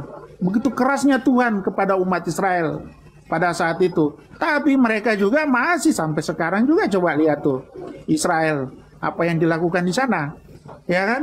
Jadi tapi makanya muncul ayat, karena begitu besar kasih Tuhan kepada manusia ya, umatnya, maka ia mengaruniakan anaknya, itulah Yesus ya. Yesus itu Allah sebagai penyambung antara Allah Tuhan pencipta dengan umatnya, supaya umatnya itu tidak semakin jauh dari dia. Jadi Yesus itu sebagai penyambung juga ya, hubungan manusia dengan Allah, karena di perjanjian lama manusia untuk mencapai Allah kan susah. Allah itu maha besar. Berbuat dosa ya harus bikin pengorbanan apa yang hewan binatang yang layak, yang baru bisa diterima. Tapi dengan datangnya Yesus tidak harus seperti begitu lagi. Sudah cukuplah Yesus mati di kayu salib, ya kan? Jadi apa ya tadi saya katakan? Ya itulah hukum Taurat itu. Yesus datang menyempurnakan hukum Taurat dengan hukum kasih.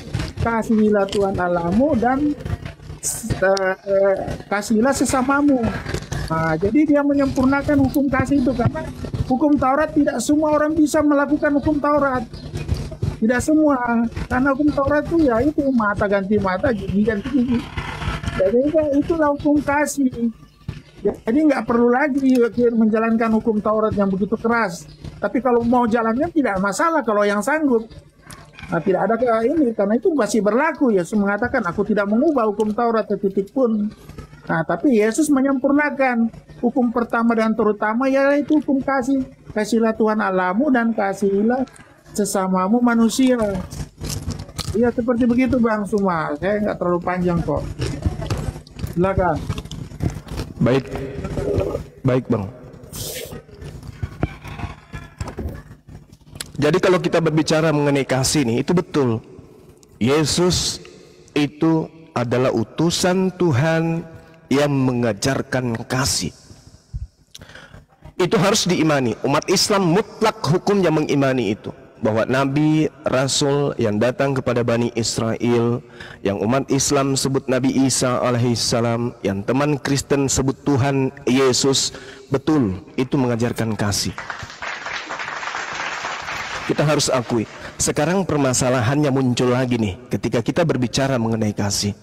Sebelum kita ke sana, kita lihat apa yang dituangkan oleh Nabi Musa alaihissalam di dalam kitab Ulangan menurut iman kita, saudara kita Kristen. Ulangan 30 nomor 11. Sebab perintah-perintah ini yang kusampaikan kepadamu pada hari ini tidaklah terlalu sukar bagimu dan tidak pula terlalu jauh untukmu. Jadi sebenarnya tidak ada yang sukar. Hukum Taurat itu yang mana yang sukar? Jangan makan babi, nggak sukar kok. Apalagi puasa nggak sukar. Jangan buat patung, nggak sukar. Apalagi hormati orang tuamu, nggak ada yang sukar. Dia hukum Taurat itu nggak ada yang sukar. Tak ada yang suka di hukum Taurat itu. Oh, hanya orang yang mengada-adakan bentuk penolakan kekufuran terhadap perintah itu yang mengatakan sukar. Sebenarnya ajaran Kristen itu lebih sukar. Jauh lebih sukar ajaran Kristen itu daripada hukum Taurat. Karena kalau di ajaran Kristen dikatakan salah satunya, barang siapa yang meminta kepadamu, jangan kau katakan tidak, tapi berikan apa yang dia minta dan jangan pernah kau tolak. Itu perintah di Kristen. Jadi kalau ada yang minta biji mata, kasih. Itu lebih berat ajaran Kristen sebenarnya. Tapi kita tidak ke situ. Sekarang arahnya tentang ajaran kasih. Yesus mengatakan hukum utama itu adalah kasihi Allah, kasihi Elohim, kasihi Tuhan. Itu betul. Jadi hukum yang terutama itu harus diutamakan. Tidak ada guna hukum kedua dilaksanakan kalau hukum utama tidak didirikan. Hukum utama dulu harus ditegakkan, baru kemudian hukum kedua bisa dijalankan. Tidaklah orang bisa disebut sarjana kalau dia tidak lulus SMA dulu. Harus SMA dulu baru bisa dikatakan lulusan sarjana. Jadi kalau ada orang punya ijazah S1 tetapi kemudian dia tidak punya ijazah SMA, yakin dan percaya, selama Anda waras, yakini bahwa ijazahnya itu pasti palsu. Kalau ada orang mengatakan kasih kepada sesama manusia, tapi dia tidak kasih kepada pencipta langit dan bumi, katakan kepada mereka, mereka adalah orang-orang munafik, mereka adalah orang yang berkasih sayang palsu. Mari kita uji sekarang. Apa kata Tuhan dan apa kata Yesus? Kasihilah Allah, kasihilah Elohim, kasihilah Yod He Vav He Hasem dengan segenap akal budi. Nah sekarang permasalahannya, perintah mengasihi itu termaktub di dalam kitab Ulangan. Ulangan 11 nomor 1. Haruslah engkau mengasihi Elohim dan melakukan dengan setia kewajibanmu terhadap Elohim dengan senantiasa berpegang pada segala ketetapannya, berpegang kepada segala peraturannya, dan berpegang kepada setiap perintah-perintahnya. Pertanyaannya, hukum kasih pertama ini Kristen lolos tidak? Tidak. Lolos tidak Kristen ini? Mau sekte apapun? Tidak. Lillahi ta'ala, tidak ada satupun orang Kristen yang lolos dari hukum pertama ini kecuali mereka yang sudah mu'allaf. Subhanallah. Haruslah engkau melakukan dengan setia kewajibanmu terhadap Elohim dengan senantiasa berpegang pada segala ketetapannya, peraturannya dan perintahnya. Masya Allah, ini Kristen tak bisa lolos ini. Perintah-perintah yang ada di dalam ketetapan ketentuan hukum Tuhan yang datang kepada Bani Israel, kata Kristen Efesus 2 nomor 15, dengan matinya Tuhan kita Yesus, maka Tuhan kita telah membatalkan segala perintah, ketetapan dan aturan-aturan Tuhan dan segenap perintah yang ada di dalamnya. Berarti bagaimana mungkin Kristen mau lolos lagi di dalam kasih kepada Allah sementara hukum-hukum sebagai kunci untuk kasih kepada Allah sudah ditiadakan? Nonsense alias bullshit. Sekarang kasih yang kedua. Kasih yang kedua apa itu? Mengasihi sesama manusia. Dengan apa cara mengasihi? Mengajarkan ketetapan, peraturan, ketentuan, hukum-hukum dan perintah-perintah Tuhan kepada mereka agar mereka jalankan supaya lanjut usianya, supaya lanjut hidupnya dan kelak akan masuk ke dalam surga. Apa pembenarannya? Markus 9 nomor 42 yang tadi. Barang siapa menyesatkan salah satu dari anak-anak kecil yang percaya, lebih baik baginya jika sebuah batu kilangan diikatkan kepada lehernya lalu dibuang ke dalam laut. Pertanyaannya, apakah bapak-bapak Kristen, ibu-ibu Kristen, atau bapak-bapak gereja tergolong menyesatkan ketika mereka mengajarkan anak-anak jemaat sekolah minggu untuk menyembah kepada manusia Yesus? Menyesatkan atau tidak? Menyesatkan. Apakah tergolong menyesatkan ketika bapak-bapak gereja, pastor, sekolah minggu menatar orang-orang, anak siswa dan siswinya, kemudian menjalankan suatu aturan manusia dan meninggalkan aturan Tuhan dengan mengatakan bahwa perintah Torah itu sudah tidak berlaku lagi? Menyesatkan atau tidak? Menyesatkan. Jadi Kristen ini Al-Quran katakan ulaika hum syarrul bariyah, mereka adalah kelompok yang seburuk-buruknya makhluk. Kenapa? Karena mereka tidak kasih kepada Tuhan dan juga tidak kasih kepada sesama manusia. Gol, tempatnya finnar khalidina fiha abada. Itu bang. Jadi kalau kita berbicara mengenai kasih, di Kristen itu nggak ada kasih. Kasih kepada Tuhan tak ada, kasih kepada manusia tak ada. Tapi kalau berhubungan, hubungan kepada yang mereka sebut Tuhan ada, hubungan kepada manusia juga ada. Tapi kasih, nonsen, bullshit. Di Kristen tak ada kasih kepada Tuhan dan tak ada kasih kepada sesama manusia. Kenapa? Karena implementasi kasih itu adalah ketaatan, setia, menjalankan segala ketetapan, peraturan dan perintah-perintah Tuhan. Dan perintah Tuhan itu menurut Ulangan 6, Ulangan 4, jangan ditambah, jangan dikurangi, tapi ajarkan kemudian segala hukum-hukum yang datang kepada Musa, kepada anak-anakmu, kepada keturunanmu, kepada cucu-cucumu, kepada istrimu, kepada suamimu, tetanggamu. Ajarkan mereka pada saat mereka duduk, pada saat mereka baring, pada saat mereka berjalan, pada saat mereka berlari, dan tuliskan di pintu-pintu kalian supaya kalian tetap setia menjalankan perintah-perintahku. Apakah ini berlaku di Kristen? Tak ada. Tak ada. Kristen itu sebuah pengajaran, sebuah komunitas yang tidak menjalankan perintah Tuhan tapi menjalankan perintah manusia. Yahudi ada tertulis, tidak dipraktekkan. Kemudian Kristen tak ada tertulis tapi dipraktekkan. Contoh, nyembah Yesus ada perintah tertulis? Tak ada. Ibadah hari Minggu ada perintah tertulis? Tak ada. Apalagi menjadikan kemudian Tuhan menjadi 3 pribadi ada terus? Tidak ada. Natal ada tertulis? Tak ada. Jadi yang tidak tertulis dijalankan, yang tertulis ditinggalkan. Yahudi tertulis ditinggalkan, Kristen tidak tertulis dilaksanakan. Tapi kalau Islam tertulis dilaksanakan. Yang terekam di kitab suci dilaksanakan, ditunaikan, dipraktekkan. Jadi teori dan praktek sejalan. Sementara Kristen teorinya beda, prakteknya juga berbeda. Demikian.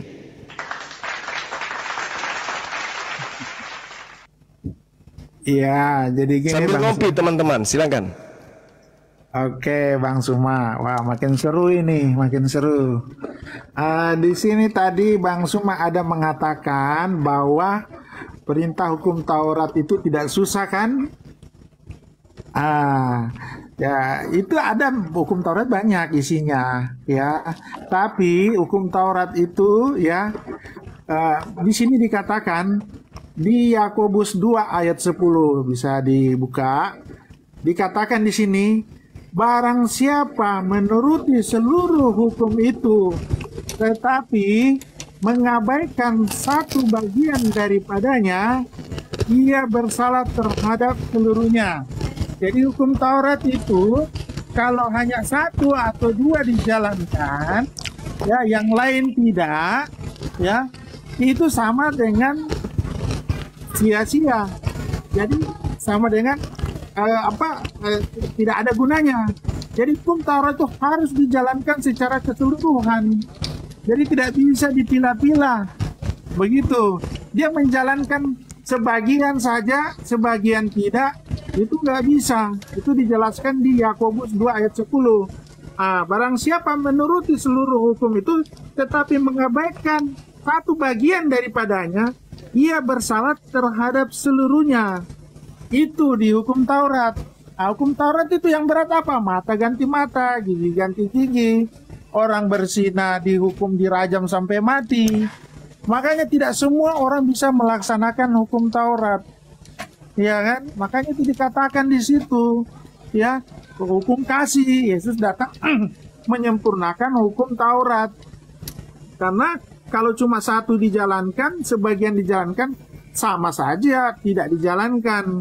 Itu yang dikatakan di situ di surat Yakobus, bahwa hukum Taurat itu ya harus sepenuhnya dijalankan. Makanya hukum Taurat itu sulit untuk dijalankan. Ya, makanya Tuhan itu begitu keras kepada mereka, karena mereka juga orang bebal, bangsa bebal pada saat itu, kurang setia, orang Israel pada saat itu. Jadi kembali ke Yesus ya. Ya itulah kalau bicara hukum kasih, kasihlah Tuhan Allahmu dengan segenap hati dan segenap jiwamu dan akal budimu, dan kasihlah sesamamu manusia. Itu yang hukum, itu yang sekarang yang berlaku. Jadi kalau apa yang terjadi sekarang ada orang Israel yang mengimani hukum Taurat, ya wajarlah mereka di sana itu perang di sana itu, ya. Jadi kita tidak mengimani hukum Taurat, bukan tidak mengimani, artinya kita sudah dihukum kasih, bukan lagi dihukum Taurat. Ya biarlah orang Israel aja di sana yang pegang itu hukum Taurat. Nah, jadi nggak salah itu mereka perang di sana, memberangus orang yang tidak bersalah, mata ganti mata. Seperti itu yang terjadi. Karena kita sekarang sudah hidup di hukum kasih. Setelah kematian Yesus ya memang dijelaskan hukum Taurat lagi sudah tidak berlaku karena Yesus sudah mati. Dia sudah menebus dosa kita. Nah, itu di keimanan Kristen, Bang. Jadi kalau orang Kristen tidak menjalankan hukum kasih, ya orang-orang pribadinya ada, tidak semua orang Kristen juga bisa menjalankan itu. Nah, tapi tidak digeneralisir bahwa hukum kasih itu tidak bisa dilaksanakan. Ya kita bicaranya kayak oknum aja, orang pribadi. Begitu, sama juga di Muslim. Ada juga yang oknum yang sesat begitu, walaupun dia beragama. Nah, begitu Bang Suma. Jadi ya seperti itu ya. Jadi saya nggak bicara panjang kayak Bang Suma itu kalau wah ceramah. Iya, sorry. Baik. Lebih panjang. Jadi, iya. Saudara saya kemudian ingin menyatakan bahwasanya di dalam hukum Taurat meninggalkan satu sama dengan meninggalkan semuanya. Itu tepatnya bukan di Yakobus 3 tapi di Yakobus 2. Gini. Ya, ini Yakobus 2 Paulus. Ya. Iya, ini Paulus lagi melakukan pengajaran kepada orang-orang di luar Yahudi yang tidak tinggal dengan Yesus yang ada di Yerusalem atau di Galilea. Ini Paulus sedang mengajar orang di luar. Bukan isi rumah yang diajarkan untuk mengatakan ini, tidak. Kenapa demikian? Jangankan para nabi, Yesus aja mengajarkan pertobatan. Maka bertobatlah kepada Tuhan agar dosa-dosa kamu dihapuskan, sehingga masa-masa yang menyegarkan dapat datang dari Tuhan. Itu diterangkan di dalam Kisah Para Rasul 3, Kisah Para Rasul 17, Kira 8, Wahyu 2, kemudian muncul lagi di Lukas 5, Matius 3 dan seterusnya. Bagaimana kemudian Tuhan mengajarkan dari titah yang muncul dari kitabnya orang Yahudi, Amsal 28, 13, 2 Tawarik 7, 14, umat diperintahkan untuk merendahkan diri dan berdoa dan bertaubat. Jadi kalau ada orang Israel lupa, lalai untuk ibadah, mempersembahkan korban bakaran dan seterusnya, solusinya bertaubat. Yehezkiel 18, nomor 18 sampai nomor 20 dan seterusnya. Jadi bukan meninggalkan satu, sekalian tinggalkan aja. Bukan begitu. Tidak dihukum kemudian orang Yahudi ketika mereka bertobat, ada hukuman bagi mereka yang bertobat.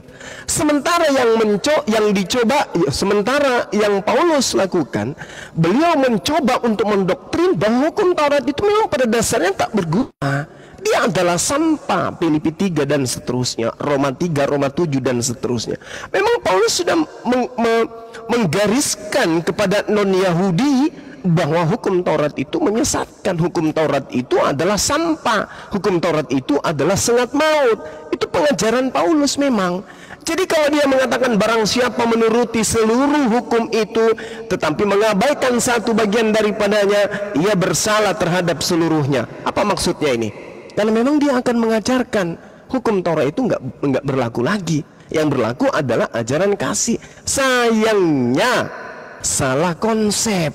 Ajaran kasih itu bukan orang datang kita elus-elus, orang marah sama kita, kita senyumin, orang kecelakaan kita kasih obat, orang kena musibah kita kasih Indomie, orang sakit dibawa ke rumah. Itu bukan kasih yang dimaksud di dalam pengajaran Yesus.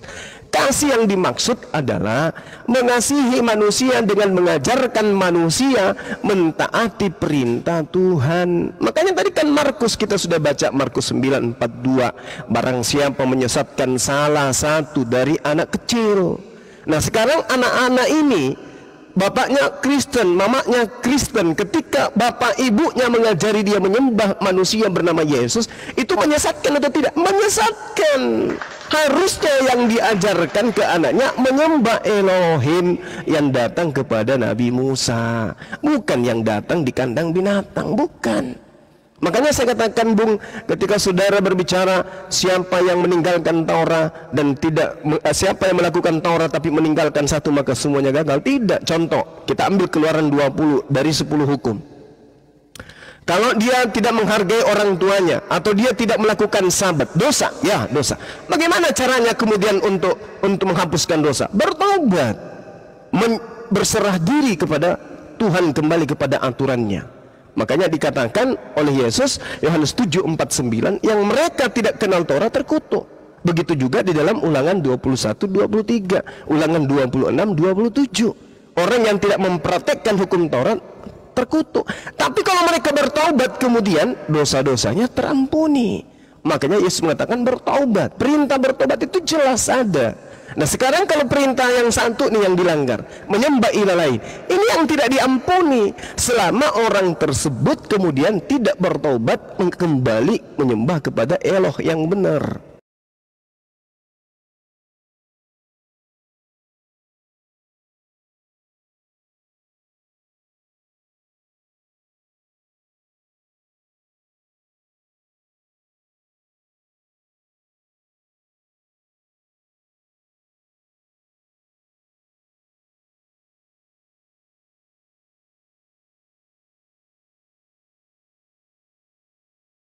Karena saya tidak berhijab. Oh bukan kayak gitu. Silakan Anda tidak berhijab kalau memang Anda tidak mendapatkan poin ilmunya. Tapi salat adalah sebuah kewajiban bagi setiap umat Islam. Nah, jadi kekeliruan Paulus di sini dan kekeliruan saudara sebagai Kristen karena Anda tidak memahami bahwasanya Paulus di dalam Galatia 1 nomor 16 nomor 17 mengaku sebagai utusan untuk non-Yahudi, sedangkan hukum Taurat bukan untuk non-Yahudi. Salahnya Paulus ketika dia membatalkan hukum Taurat ini kepada non-Yahudi. Salahnya dia selaksa Undang-Undang Dasar 45, dia ajarkan di Malaysia bahwa Undang-Undang 45 milik Indonesia itu sudah dibatalkan untuk orang Malaysia. Memang kapan Undang-Undang Dasar 45 itu berlaku untuk orang Malaysia?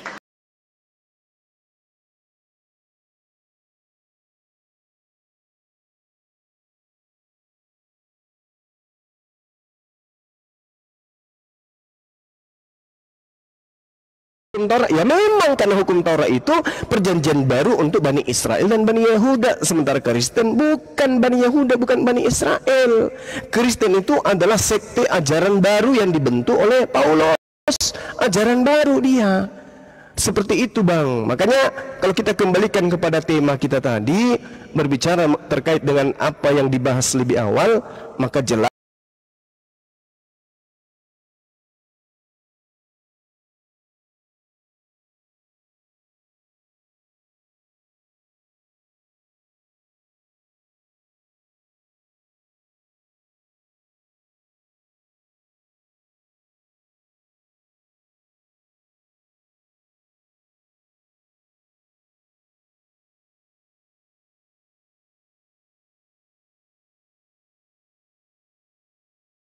ajarkan menyembah kepada ilah lain. Demikian.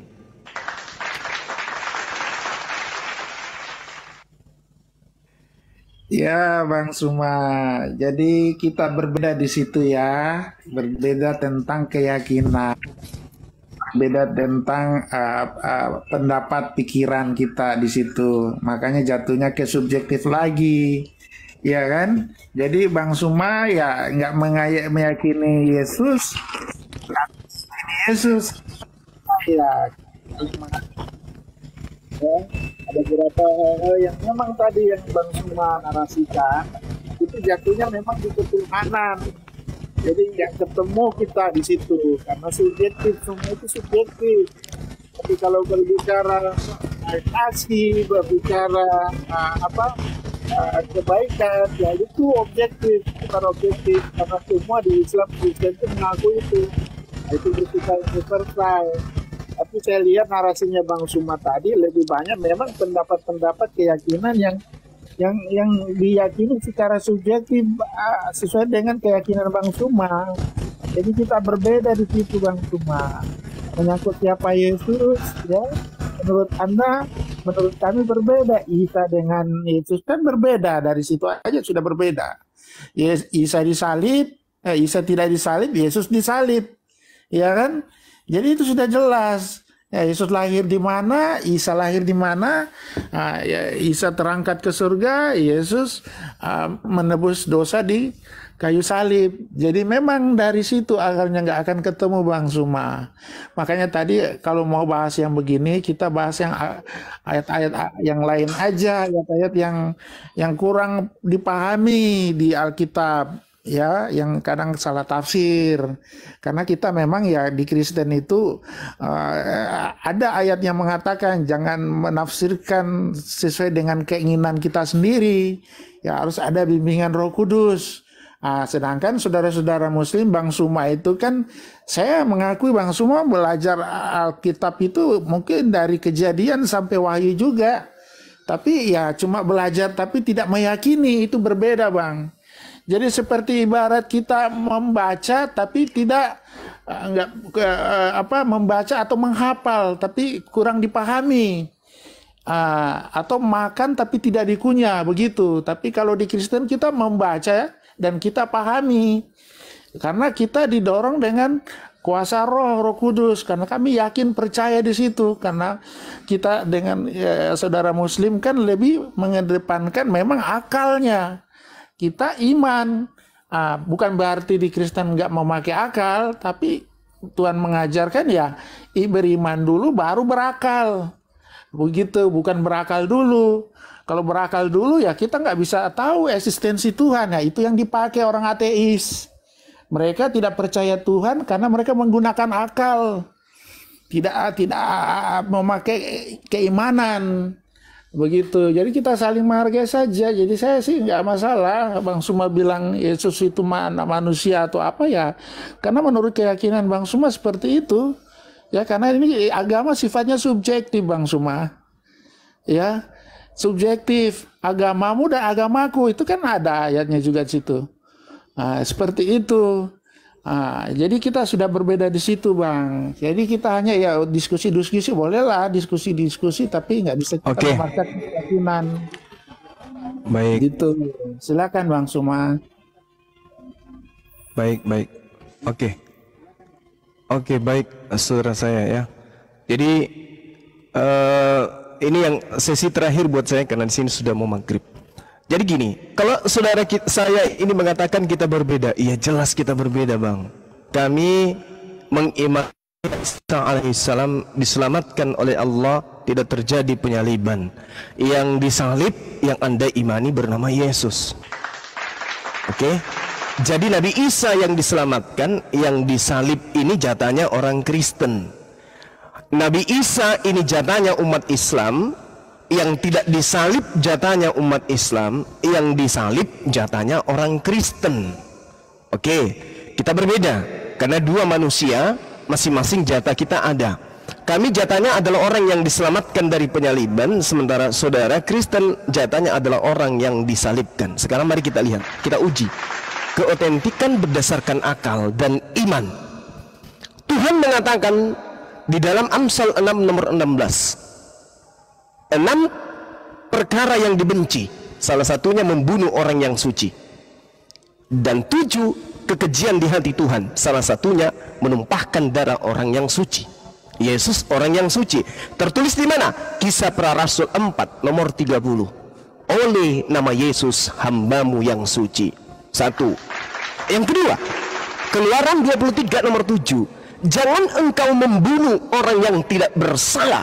Yesus tidak bersalah. Kenapa? Dia hamba yang suci, berarti tidak punya salah. Jangan kau membunuh orang yang tidak berdosa. Yesus tidak berdosa. Kenapa? Karena Yesus adalah orang yang suci. 2 poin.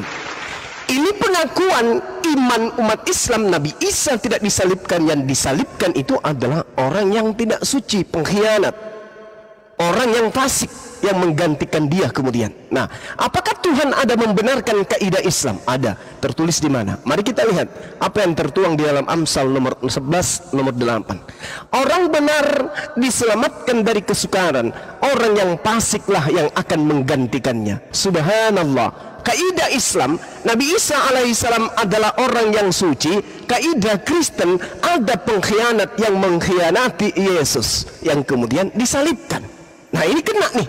Lalu kemudian di Amsal 21 nomor 18 jelas tertulis di sana, orang fasik dipakai sebagai tebusan bagi orang yang benar, pengkhianat sebagai ganti orang yang jujur. Yesus orang suci, berarti Yesus orang jujur. Yesus orang suci, berarti Yesus orang benar. Yudas adalah orang yang fasik, Yudas adalah pengkhianat. Yang disalib adalah orang yang pengkhianat. Yang disalib adalah orang yang fasik, yang disalib itu adalah pengkhianat. Siapa yang menggantikan orang yang jujur dan orang yang benar ini? Adalah murid yang berkhianat. Sekarang siapa yang mengimani penyaliban? Kristen. Yang disalib siapa? Berdasarkan Amsal 21 nomor 18, Amsal 11 nomor 8, yang menggantikan orang baik, orang jujur, orang suci adalah pengkhianat. Siapa pengkhianatnya? Yohanes 6 nomor 70, akulah yang memilih yang 12 dari engkau wahai murid-muridku, satu di antaramu adalah iblis. Yang iblis inilah pengkhianat, yang disalib ini adalah yang menggantikan kemudian Yesus. Sekali lagi saya katakan kepada saudara, jatah kami adalah oknum yang datang kepada Bani Israel diselamatkan oleh Tuhan. Jatah Anda adalah orang yang mati secara terkutuk di atas tiang salib. Sekarang giliran Anda untuk merenungkan, kira-kira yang dibunuh orang yang benar, orang yang dikasihi Allah, orang yang disayangi Allah, orang yang menjadi anak tunggal Allah, atau pengkhianat yang menjadi korban dari iblis dan korban jadi pengkhianat dari imam Yahudi dan rabi-rabi Yahudi serta mahkamah agama.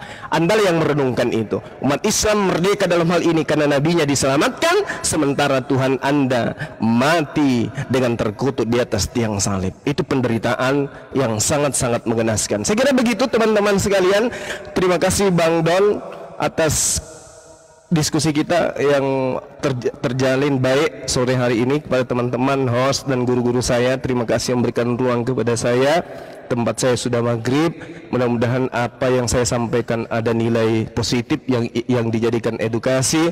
Kalau ada negatifnya itu murni dari saya sendiri yang masih belajar tentang kebenaran. Demikian untuk sementara. Subhanallahumma bihamdi, asyhadu an la ilaha illa anta astaghfiruka wa atubu ilaih.